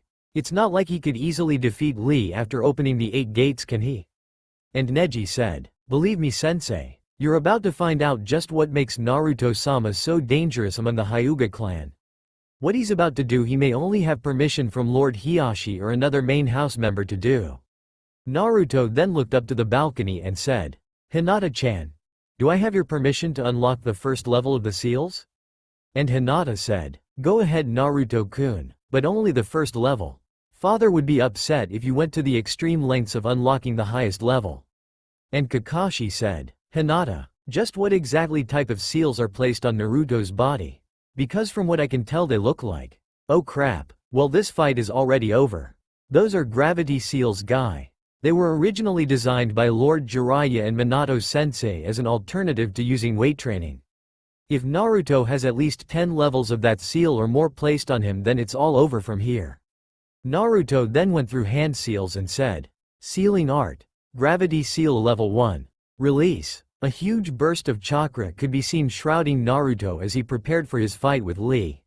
Lee then said, "The first gate, open. The second gate, open. The third gate, open." Lee then grew stronger and faster as they charged towards each other in a taijutsu battle. Everyone else couldn't believe what they were seeing. Naruto was literally faster than Lee was and Lee could barely keep up. Lee then went in for a roundhouse kick with his leaf hurricane technique, but sadly he missed as he felt a sharp pain in his left leg and then realized that even with the first 3 gates open he still wasn't fast enough. Not long after he felt another sharp pain in his left shoulder and right shoulder. His arms and leg were paralyzed from Naruto's strikes as he fell to one knee and could barely move. Neji knew what was coming next and knew that Naruto would go for the killing blow. A gentle fist palm strike directly to the chest, stopping the heart completely. Neji then said, "Proctor, you must call the match immediately before the worst happens. To Naruto this isn't about winning or losing. It's about finding the strongest person he can to push him beyond his limitations. If you don't stop the fight, Lee will die." Seeing Naruto going in for the kill, Guy and Kakashi rushed in to stop him, but Naruto used his rotation technique and knocked them out of the way. Naruto then said, "The rules clearly stated that any outside interference with the match would result in a disqualification. That being said, I think I have the right to finish this match quickly." 8 trigrams air palm. Naruto then sent Lee flying into the wall at the opposite side of the arena, effectively knocking him out cold. Hayate then said, "Winner of the first preliminary match by knockout, Naruto Uzumaki Hyuga Namikaze. Will the medics please escort Rock Lee to the medical center of the tower, that is all." Naruto then locked his gravity seals and returned to his teammates. Neji was for once in his life worried about his teammate Rock Lee. The 8 trigrams air palm technique was a gentle fist taijutsu technique that took years to master. And even longer to perfect. But for Naruto, almost everything in the Hyuga clan archives came easily to him. Like Neji, Naruto was a truly genuine prodigy. Tenten then asked, "Is Lee going to be okay, Neji? That last hit looked like it could have just about killed him. For a second I was worried that Naruto actually would have killed Lee with that strike to the chest, but instead, he spared him." "Why?" And Neji said, "Because Tenten, he lives for the thrill of battle. Striving for perfection to prove himself worthy of Lord Hiashi taking him in when nobody else would. To him, the Hyuga clan isn't just about family. To Naruto, it's about upholding the honor of the Hyuga clan name itself. His only restraint is Lady Hinata and the main house members themselves. Lord Hiashi, Lady Hinata, and Lady Hanabi are probably the only ones he's willing to listen to.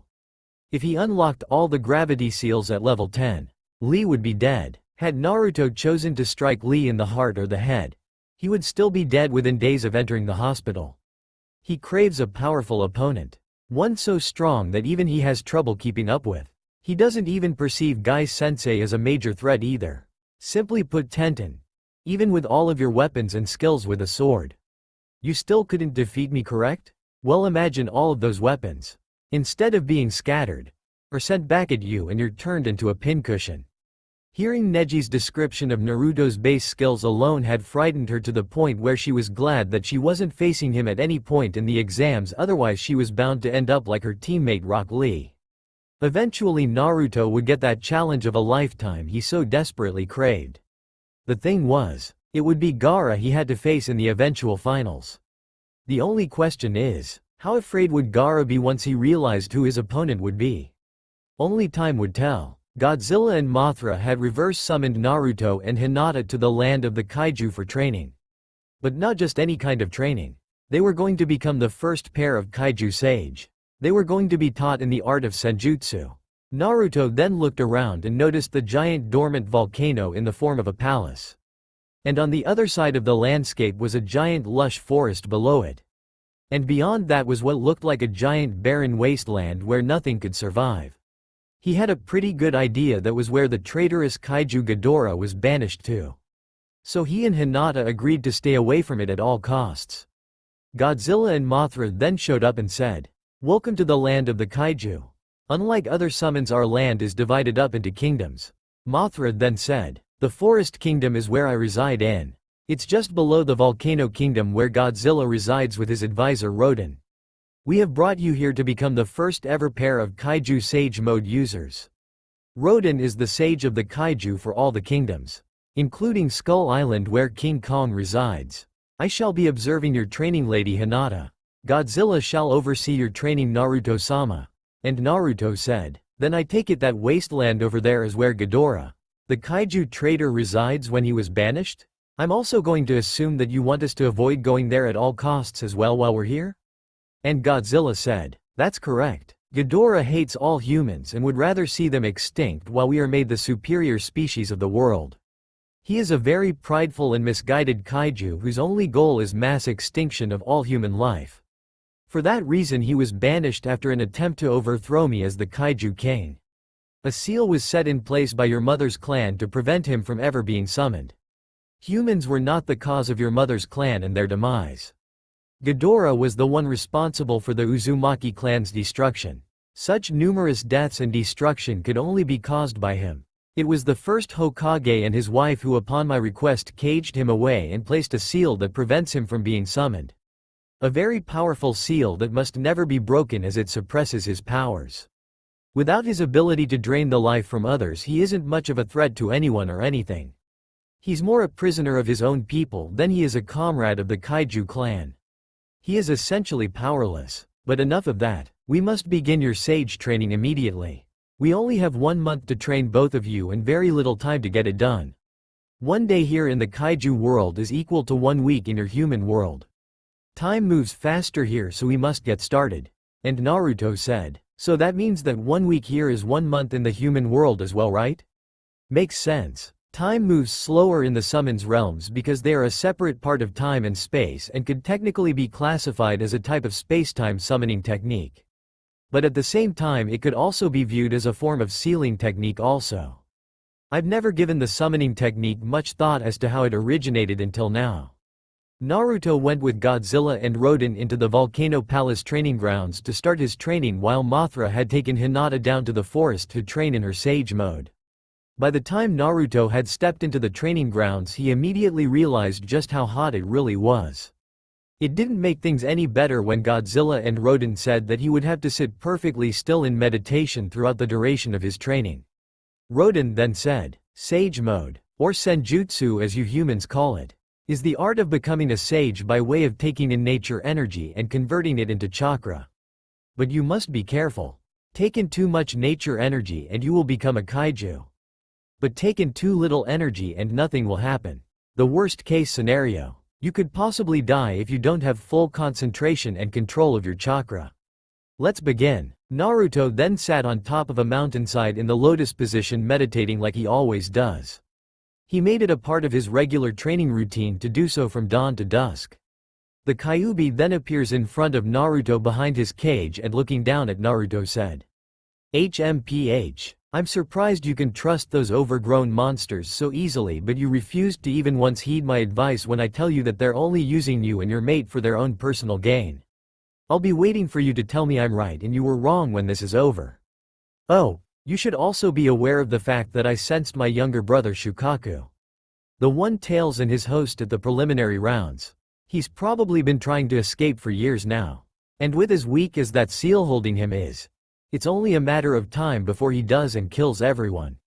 However, I also sensed a snake in the grass. Naruto then looked at the Kyuubi with his Tenseigan activated and said, I'm well aware of the fact Orochimaru is after my teammate Sasuke Uchiha, Kyuubi. I'm also aware of the fact that because of the Uchiha and Senju clans you have always held nothing but hatred and for humans. You don't trust me because I'm just another vessel of yours for you to be used as a weapon for Konoha. You didn't trust my mother when she was your previous host or the first Hokage's wife Mito Uzumaki who was your first host. I can see through your lies, and I understand your hate for humans. We are greedy and power-hungry creatures by nature. But that doesn't mean all humans are greedy or power-hungry. Some just want to be acknowledged and praised. I'll come back when you're in a more trusting mood. Until then, you will not be let out of that cage. And the Kyuubi said as he slammed his giant claws against the bars of his cage. Foolish child, do you think that I will trust you? When I get out of this prison I'll enjoy ripping you apart. I am the mighty nine-tailed fox. The only thing stopping me is those accursed kaiju.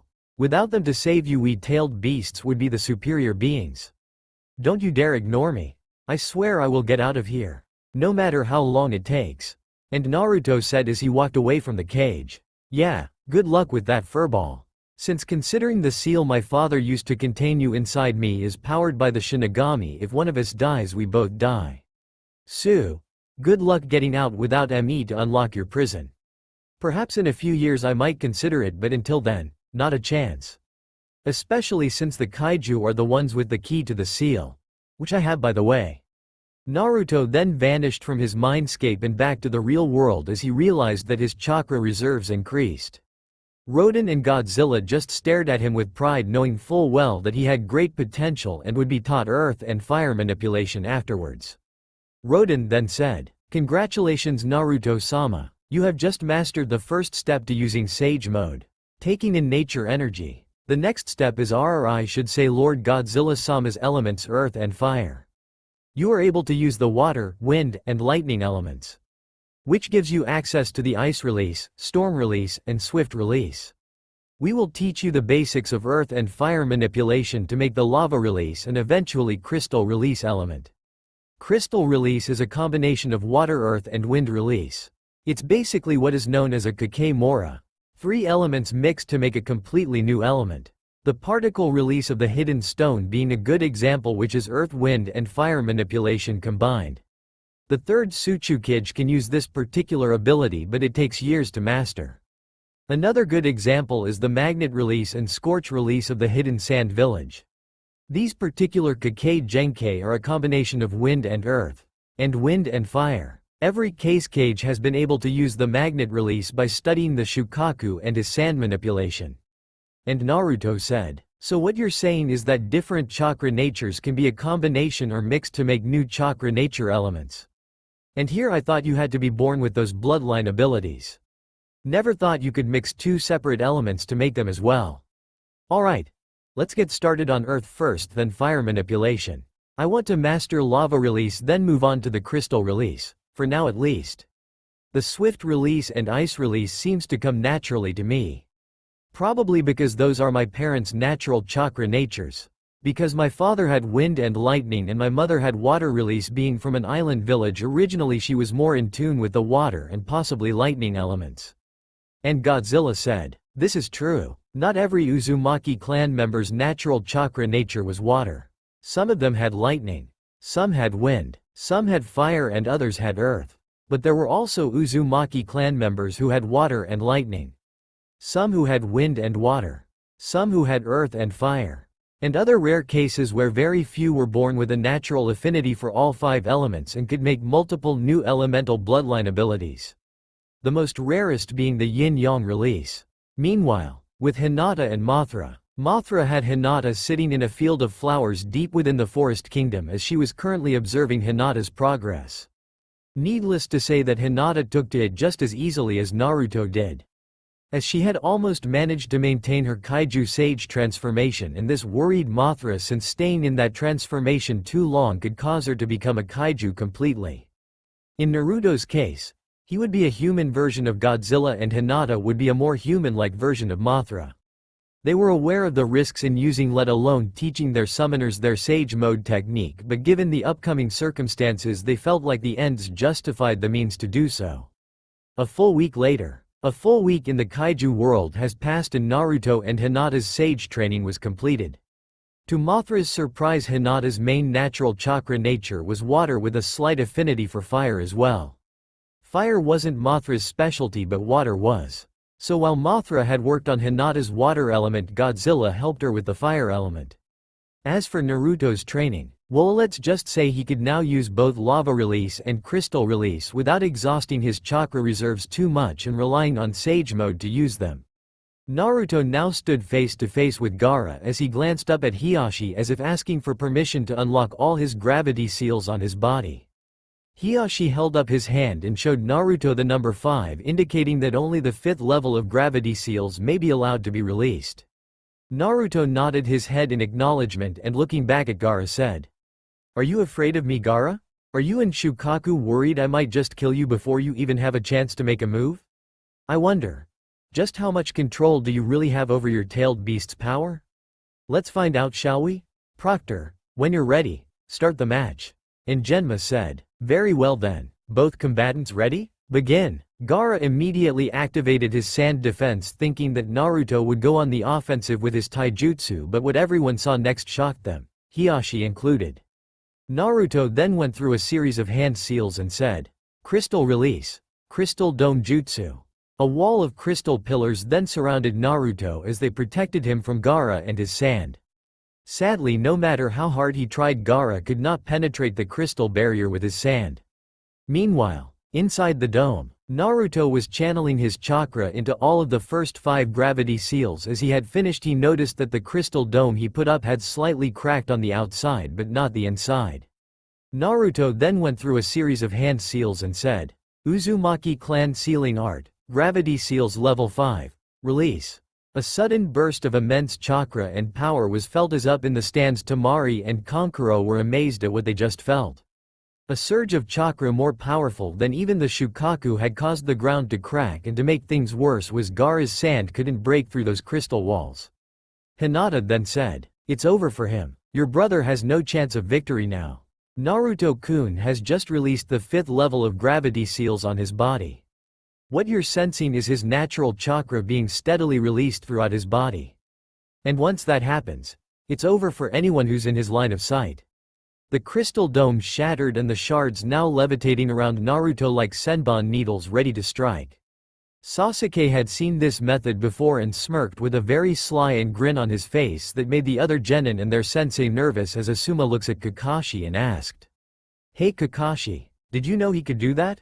I wasn't aware that Naruto's able to use crystal release. When did he learn that trick and where did he learn it from?" And Kakashi said, "Sorry Asuma, I'm not at liberty to tell you my team's secrets. Your team's got their own clan secrets and my team has theirs. I will tell you this though. I've only ever seen that particular technique used by one other person. An ice release user from our mission in Wave Country. It's known as, in Naruto's case, crystal release, 1000 needles of death. And the end result won't be pretty either. Since crystal is sharper than ice, those needles will cut through even the strongest barrier techniques. Based on what Lord Hokage said, it's possible even the Mokuton of the first Hokage would be useless.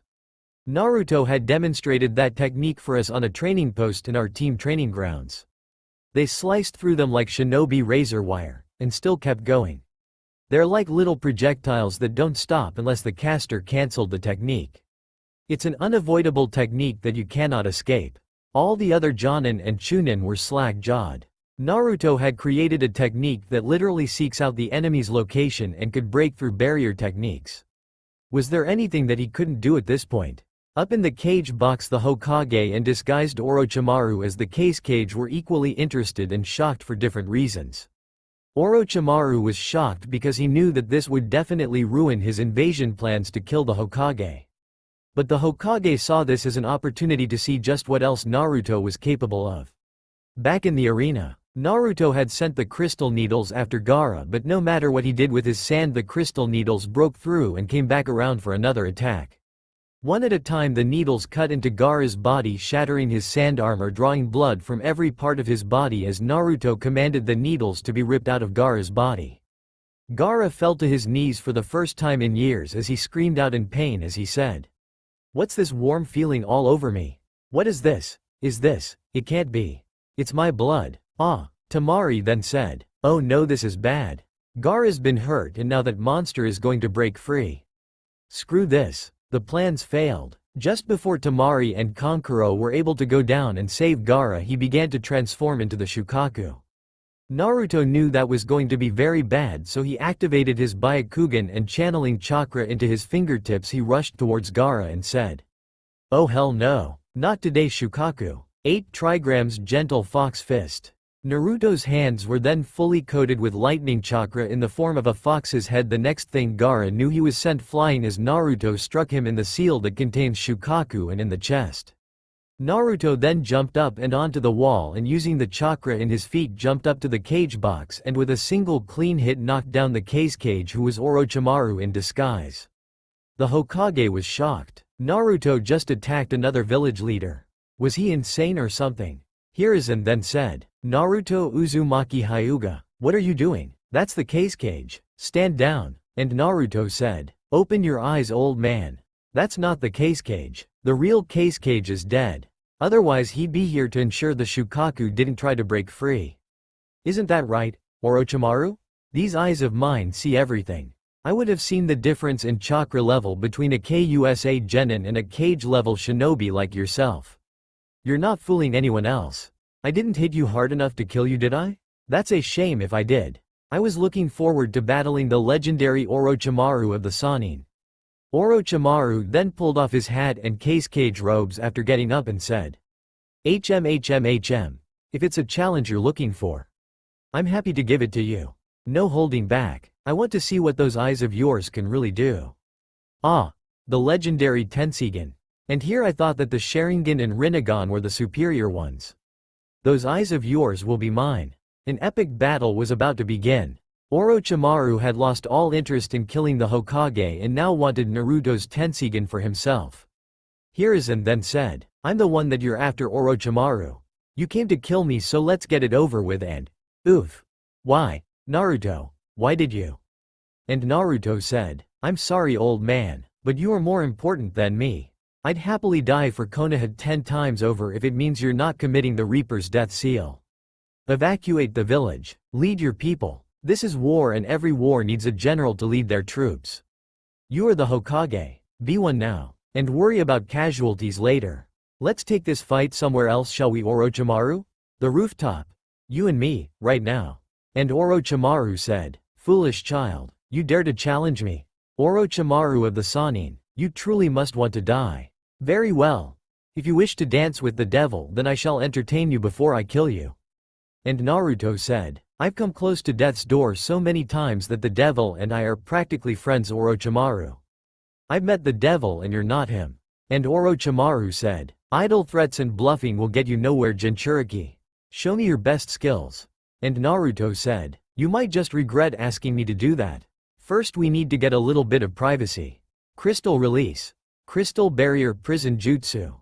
4 giant crystal walls as tall as the stadium then burst out of the rooftop as Naruto and Orochimaru were closed off from the Hokage and his Anbu Black Ops. Naruto then said, "Ah, that's much better. Now we're able to cut loose and go all out. Let's see, I've still got the first 5 gravity seals unlocked. I guess against you I will need to go all out and open all of them." Uzumaki Clan Sealing Art. Gravity Seal Restriction Level 0. Release. Suddenly the entire stadium rooftop began to shake and crack as the Hokage felt the immense amount of chakra that Naruto's just let loose. He then looked at his Anbu and said, "Get everyone out of here now. This area isn't safe anymore." Naruto has just unleashed all his gravity restriction seals. He's going into Kaiju Sage mode. Jiraiya and Tsunade then showed up and Jiraiya said, "Sensei, what's going on?" We sensed a huge chakra burst and then suddenly this giant. What the hell is that thing? It's huge. I've never seen a barrier that massive before. And Hiruzen said, "That, Jiraiya, Tsunade, is Naruto's crystal release. Crystal prison barrier jutsu. I've tried everything to break through it and nothing has worked." Tsunade then said, "I highly doubt that, sensei. Let me take a crack at it. I'll have the barrier down before you know it." Tsunade then used her inhuman strength and punched it as hard as she could, only to have her hands get cut up in the process. Tsunade then said, "Damn, that is one strong barrier. Jiraiya, can you break that thing with your Rasengan in Sage mode?" And Jiraiya said, "I'm not sure, Tsunade, but I'll give it a try." Sage mode. Jiraiya then took in nature energy and immediately his features changed as he then charged up a giant Rasengan and charged towards the barrier. Slamming his technique into the barrier, he shouted out, "Sage art! Giant Rasengan!" Boom! The Rasengan made contact with the barrier, and when the dust cleared, Jiraiya was surprised to find out that it didn't do anything at all. Jiraiya then said, "What the hell? I put everything I had into that attack. Who's Naruto fighting anyway?" And Hiruzen said, "He fighting Orochimaru. I would have done so, but he was just like his father Minato. He is saving everyone else at the cost of his own life. We have no idea who's winning, but based on the chakra levels they're probably equally matched. All we can do now is wait while we push the enemies back." And Tsunade said, "Not a cold chance in hell, sensei. I won't let him die like his parents did." And Jiraiya said, "Let's face facts, Tsunade. If Naruto's built that barrier with as strong as it is, Orochimaru isn't getting out and we're not getting in. Sensei is still alive because of Naruto's decision to make the sacrificial play. What would you have done had you been in Sensei's position?" And Tsunade said, "I wouldn't have let Naruto take my place in a fight that was not his to deal with."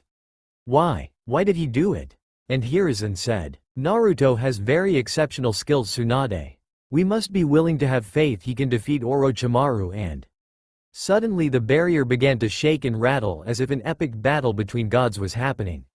Sadly, that would have been a big understatement. It was a one-sided battle between Naruto and Orochimaru, with Naruto barely even exhausted. Orochimaru had summoned the first and second Hokage to fight for him, thinking that their abilities together could defeat Naruto. He was sorely mistaken. The moment that Orochimaru had summoned the Senju brothers, Tobirama looked around and noticed their surroundings as he said, "Well, brother Hashirama, I'm afraid we are going to have some trouble here. This is obviously a crystal release barrier technique. Even worse is only a few people are naturally born with it. This child in front of us. He has those eyes of the Hyuga clan. Don't get too close or he could shut down your chakra pathways. Your wood release won't be useful here either. Let me take the lead this time. I want to see what other tricks he has. A taijutsu only fight is out of the question. He's obviously mastered sub-elemental creation and ninjutsu. Barrier techniques as well as seals too. A truly genuine Uzumaki clan member. Genjutsu it is then. If I'm not mistaken, Uzumaki clan members can't perform genjutsu due to their extremely high chakra reserves. Genjutsu art. Dark false surroundings. Suddenly everything around Naruto went dark as he closed his eyes and focused his senses all around him. He then heard Tobirama from behind him saying, "Suiten, Suiryu Denjutsu." Naruto then said, 8 trigrams rotation. Naruto then spun his body 360 degrees as a large dome of chakra protected him from the attack. Naruto then put his hands in the AaronHansell and said, "Genjutsu art. Release. You're joking, right? Is that really the best genjutsu you have? I've seen worse from the Uchiha clan. They're the real genjutsu prodigies. What you did was just pitiful, Lord Second. But if you want to see a real dragon technique, try dodging this one. Lava release. Twin magma dragon jutsu." Orochimaru went wide-eyed in shock and fear as he didn't count on Naruto being able to use the lava release. Hashirama then went through a series of hand seals and said, "Wood style. Wood dragon jutsu." The 3 dragons collided with each other as Tobirama whacked his idiot older brother over the head and said, "You fool, didn't I just finish saying your wood release is useless? You never listened to me, elder brother. Lava burns wood, you idiot. Before Tobirama could do anything else, Naruto went through another set of hand seals and said, Storm release. Kirin. Out of the sky came a giant roaring lightning dragon as Naruto's jutsu struck down inside the barrier and flew straight towards Orochimaru and the Senju brothers. Hashirama was about to use his wood dome jutsu but was too slow and all three of them got hit. When the jutsu ended, Orochimaru was on his knees, paralyzed by the massive attack that just hit him. Naruto then walked up to Orochimaru with his hands coated in chakra and said, This is where you die, Orochimaru. Any last words before I send you to the Shinigami? And Orochimaru said, You may kill the snake, but there will always be another to take its place. My death will mean nothing. Konoha has already doomed. You might have saved the old man, but what about the one you love most? What about Hinata Hyuga? And Naruto said, I've trained her well enough that she is able to defend herself and beat even your subordinates. I'm not worried. Naruto then struck Orochimaru in the chest with all his strength as Orochimaru then fell to the ground dead at his feet. Naruto then lowered the barrier and stepped out without a scratch on him as all the Anbu bowed before him in respect. Naruto then said, Orochimaru is dead. Where is the Hokage? Has anyone been injured in the invasion? What's the status of the village walls? Answer me. And the cat Anbu said, The Hokage is in his office, guiding our forces. The council has decided that we should negotiate with the enemies. With the hidden sand village? And Naruto then said, Negotiation? Negotiation. They attacked us under false leadership. This is war, not peace. And I intend to keep fighting to my last breath. No more peace. No more negotiation. Fight or die. That's the true shinobi code. Naruto then ran off to the Hokage's office to deliver Orochimaru's head to the council, only to find that the entire council and his godparents were there to find out what happened in his fight against Orochimaru. Naruto then tossed the scroll with Orochimaru's head. He then explained everything to the Hokage, his council and his godparents. As their jaws dropped, one thing was certain. As it stands, Naruto just became prime target number 1 for everyone in the elemental nations. Kiri Iwa Kumo Suna and Sound would all be either after his head or afraid of him. But that never stopped him before. And he didn't care now. In a cave outside of Fire Country, 10 figures could be seen meeting, discussing their plans to bring about peace by collecting the tailed beasts. Among these 10 individuals was their leader Pain, or as he was once known as Nagato Uzumaki. Next to him was his right-hand Lady Angel, whose name was once Konan. However, everything changed when a masked man calling himself Madara Uchiha took over the organization that was created by its original leader Yahiko to bring about peace. It has now been corrupted into a criminal organization set up for world domination. As all the members gathered together, Lord Pain started the meeting and said, Now that we've all gathered here, I have information that's vital to the Akatsuki. We all remember the Akatsuki organization defector Orochimaru, correct? Everyone nods their heads, remembering the scaly bastard that betrayed them years ago to pursue his own ambitious goal of retrieving the Sharingan eyes for himself. Pain then continues and said, Then you should all be informed that you not to go after the Nine-Tails Jinchuriki Naruto Uzumaki. When the time comes, I shall retrieve him if possible myself. Because he's in possession of a summoning contract that was long since forgotten about after the Uzumaki clan was wiped out. He killed Orochimaru. He is in possession of the only other dojutsu that easily rivals my Rinnegan. A dojutsu that was only ever fabled to belong to the Hyuga clan founder Hamura Otsutsuki. The legendary Tenseigan. Add into account that this legendary bloodline plus the summoning contract he possesses will put a huge dent in our forces. And Itachi asked, Just what exactly is this supposed legendary summoning contract Naruto Uzumaki has, and what makes the Tenseigan just as dangerous as the Rinnegan? Neither of which should be able to compare to the powers of the Rikudo Sannin. Not even my clan's bloodline, the Sharingan, and all of its visual prowess is stronger than the Rinnegan. And Pain said, Don't underestimate the Tenseigan, Itachi. Its powers are similar to the Rinnegan with but one exception. The Rinnegan can bring people back from the dead, summon animals without a summoning contract. Even control gravity, rip out people's souls and absorb chakra. The Tenseigan can also manipulate gravity along with the same abilities as the Hyuga clan Byakugan in Sage mode. Though there's a larger difference in abilities, it's still a formidable bloodline to go against. The summoning contract that Naruto Uzumaki possesses is the Kaiju contract. It does not make it easy for any of us, as he can summon the Kaiju King Godzilla. A Kaiju stronger than even the summons of the legendary Sannin.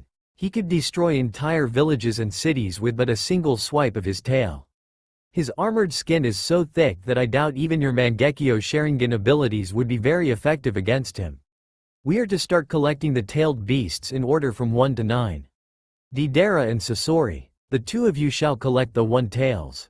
Hidan and Kakuzu, you will collect the 2 tails. After that, Deidara and our newest member Tobi will seek out the 3 tails. The 4 and 5 tails shall be handled by me and Conan. The same will be said for the 6 tails. Kakuzu and Hidan shall retrieve the 7 tails. Until further notice, this meeting is concluded.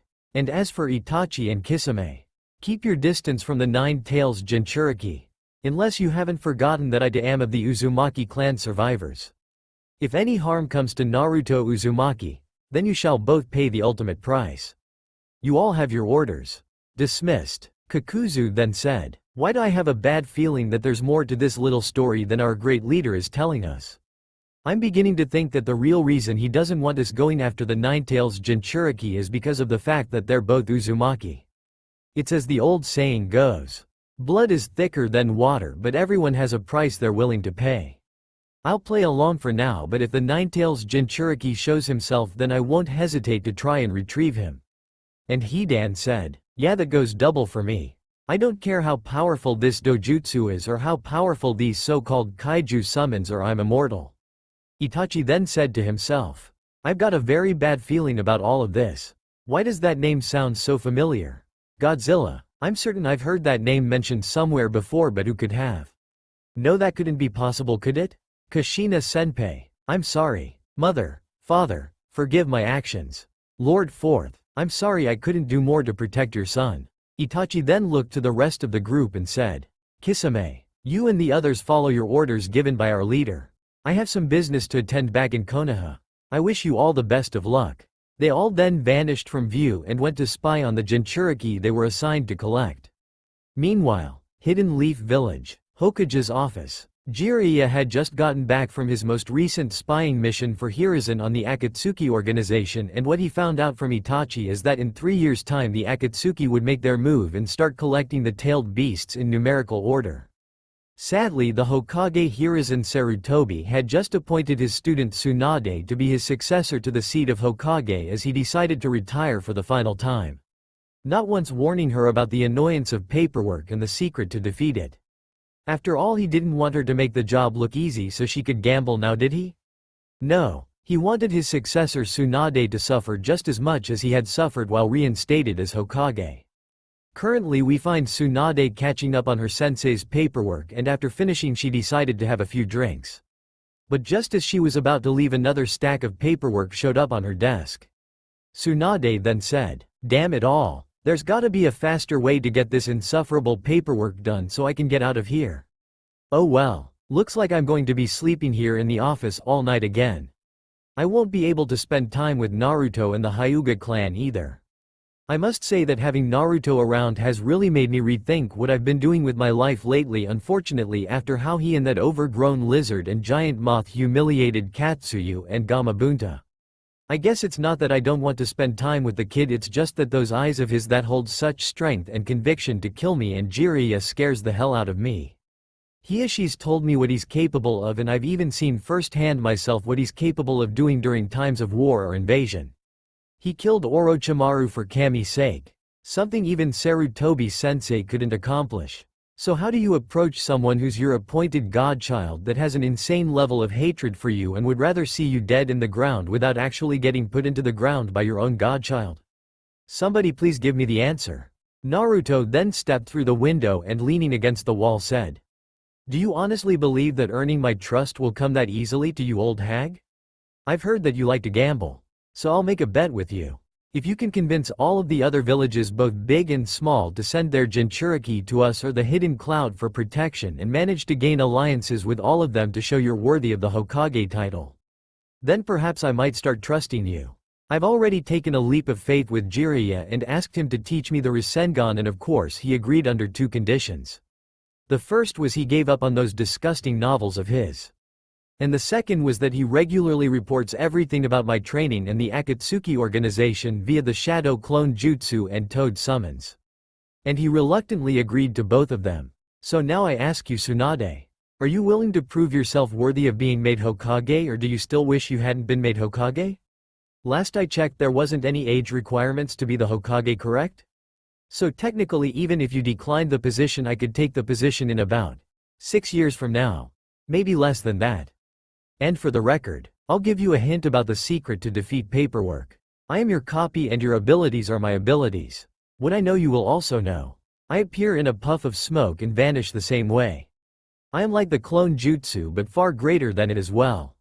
What am I? And Tsunade said, you didn't give me the secret to defeat paperwork, you arrogant brat. All you did was given me a confusing riddle. Just tell me that secret already. And Naruto said, you know what? I'm beginning to think that the old man made a mistake choosing you as his successor to be the Hokage. Especially if it's only due to your blood lineage to the first and second Hokage. A real worthy Hokage wouldn't be whining about not being given the direct answer. A true Hokage knows how to look underneath the underneath. The answer to your riddle lies within the riddle itself. Take everything you know from that riddle I gave you and your solution will have been closer than you think. And just to prove his point, Naruto vanished from view in a puff of smoke as Tsunade's brain was going over the riddle multiple times. She then slammed her head over her desk and said, stupid, stupid, stupid old man. Why didn't you just tell me to use shadow clones from the start instead of making me suffer this whole time? What were you trying to prove? Don't tell me you and that little brat planned this the whole time. Gah, when I get my hands on both of you you're dead. Tsunade then created 2 shadow clones and divided up the large stack of paperwork into 3 shorter ones while she and her shadow clones split the workload between the 3 of them. They got it all done. Unfortunately, to Tsunade's dismay, all the bars and casinos had closed by that time, once again cursing her godson and sensei for their prank. Anyone who said that the third Hokage didn't have a sense of humor wouldn't be saying that for much longer. Since he wasn't bound to that cramped office any longer, the councils were no longer his headaches to deal with. He could now make up for lost time with Naruto like he wishes he could have done before. So in a way they both got what they wanted. Sarutobi was no longer stuck in his office and Naruto got to see the Hokage more often. It was a win-win for both of them. Things were looking up for Naruto and the Sarutobi clan head and would only get better as time moved on. The question was, just how long did Hiruzen have left before his cancer killed him in the end? Only time would tell. Hinata and Hanabi were currently arguing over who's going to marry Naruto and have his children in the distant future. Unfortunately, Naruto and Hiashi walked in on this shouting match and found it pointless. Seeing that the Hyuga sisters weren't coming to an agreement with each other on who's better suited to marry Naruto, Naruto decided to step in and said, alright, that's enough. The 2 of you are sisters. You shouldn't be fighting over something so petty as to who I marry in the future. To be honest, Father Hiashi's asked me that same question and I told him whichever one of you was the strongest. So here's what I propose. The 2 of you will have an official duel of honor. The winner shall be the one I marry, the loser is the maid of honor. But if the fight ends in a draw and neither of you win because I trained both of you myself to be equally strong, then I'll marry both of you. Does that sound fair? Hinata and Hanabi looked at their father, who simply nodded in approval, and then looked at each other and nodded in approval. They then said, we accept the challenge and I will be the winner. Naruto-kun will be mine. Over the past few years, Hanabi had begun growing up and developed the same type of love and admiration for Naruto as Hinata did, which in Hinata's eyes only made her feel threatened by her sister and rival for Naruto. Naruto also knew about this healthy rivalry and decided to remain neutral on the subject unless Hiashi decided to bring it up with him personally. The next day, Hinata and Hanabi stood across from each other in the dojo with Naruto, Hiashi and the Hyuga Council as witnesses. Signaling the match to begin, Hanabi and Hinata rushed at each other with gentle fist strikes aimed to do significant injury to each other. Hinata seemed to have the upper hand at first, but then Hanabi was also slowly gaining ground. Even with their Byakugan active, they were evenly matched until Hinata had just barely dodged a strike to her chest and rib cage by Hanabi. Unfortunately for Hanabi, she had missed and left herself wide open as Hinata struck Hanabi in her left shoulder. Seeing this, Naruto knew where Hanabi slipped up by overextending her reach with her first strike. Naruto was, after all, a gentle fist prodigy like Neji. Even without his gravity seals released, he could still defeat Neji's sensei Might Guy, even going so far as to learn the heavy fist technique and the 8 inner gates. Unlike Rock Lee and Might Guy, whose muscles would slowly tear themselves apart, Naruto, being the Nine-Tails Jinchuriki, didn't need to worry about that issue, as the Nine-Tails would simply heal the damaged nerves and muscle tissue from being destroyed after the technique was used. Naruto had also learned through using Sage Mode that he could access a 9th inner gate, which he called the Gate of Rebirth. The Nine-Tails had explained to him that by opening the 9th gate immediately after the 8th gate, he negated the effect of dying from opening all 8 inner gates. As Hinata and Hanabi continue fighting, Hanabi had finally landed a striking blow to Hinata's right shoulder, and Hinata landed a strike to Hanabi's left leg, limiting her mobility. Hinata then said, "Why don't we kick this up a notch, Hanabi, and start fighting seriously? I hope you're ready to lose, little sister." And Hanabi said, "I could say the same thing about you, big sister Hinata, but I agree. Perhaps we should go all out now that we've finished gauging each other's weak points and skill level. Naruto-kun is right, we're equally matched, but I don't intend to lose to you. Come at me with intent to kill. Otherwise you won't win." And Hinata said, "I wouldn't have it any other way. Just know that you asked for this." Hinata and Hanabi then got into their stances, while Hanabi chose the 8 trigrams 64 palms stance. Hina coated her hands with her chakra, which then formed a lion's head on each of them. This was what Hinata called her 8 trigrams twin lion's fist. Curious, Hanabi decided to ask and said, "Just what type of technique is that, Hinata? I've never seen that technique in the Hyuga clan scrolls before. Tell me what it is." And Hinata said, "You're right, Hanabi. This particular technique of mine isn't in the Hyuga family scrolls because it's my own personal technique that I created myself. It's called the Twin Lion's Fist. Similar to the way the 8 trigrams 64 palms stance is used, but different because it can cause more damage. Now prepare yourself to lose." And Hanabi said, "I don't think so. 8 trigrams 64 palms." Hinata then said, "I have given you your only chance to back down, but now I must defeat you, sister. Please forgive me if I injure you too badly." 8 trigrams twin lion's fist. Known full well that both techniques were lethal, but only one of them was more deadly, Naruto intervened and said, "Enough. The match is over. I declare this match a draw. I won't let you kill each other over me." Hinata, "I thought I told you never to use that technique on a fellow Hyuga or comrades of the Leaf Village. Likewise, Hanabi, I thought I had also warned you about the dangers of the 8 trigrams 64 palms stance. One is to only be used on your enemies. The other to only be a last resort method in the heat of battle when all else fails. You could have killed each other with those techniques. That being said, I declared this match a draw because I am aware of both your capabilities.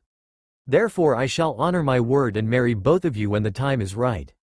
Or if Father Hiyashi and the clan council decides otherwise, then I shall not argue with them as is tradition." Hiyashi and the Hyuga council were surprised at this revelation. Not once in the history of the Hyuga clan had there ever been an arranged marriage of 1 male and 2 female members of the clan before. Let alone from the main house, no less. The potential their children would have was practically limitless. Unfortunately for the Hyuga Council, they were no longer able to use the caged bird seal since Naruto defeated them in a duel to have its uses banned from the clan forever. Naruto did this knowing full well that if it still existed, then it could potentially be used on future generations of Hyuga clan members.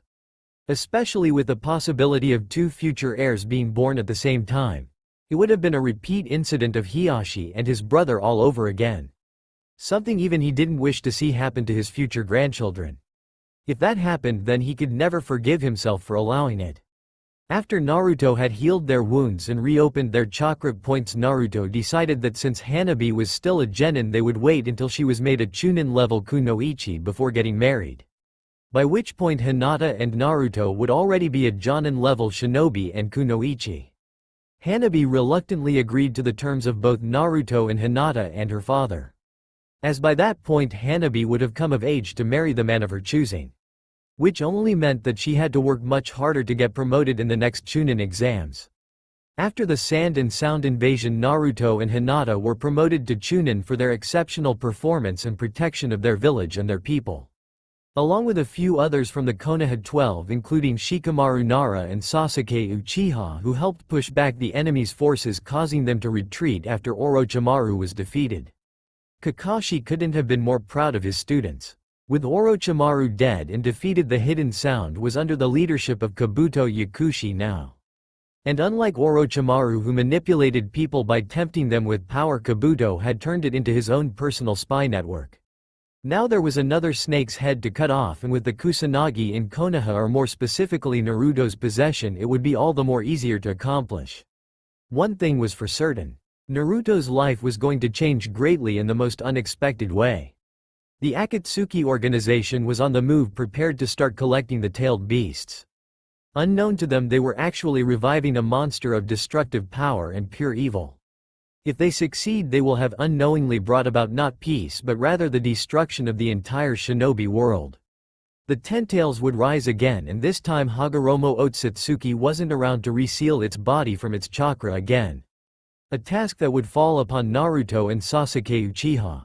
The question is, could they do it without the power of the Sage of Six Paths, or would they receive Hagoromo's Sun and Moon seals? Only time would tell. THSTA all for now. If you enjoy, then please like, share and do comments.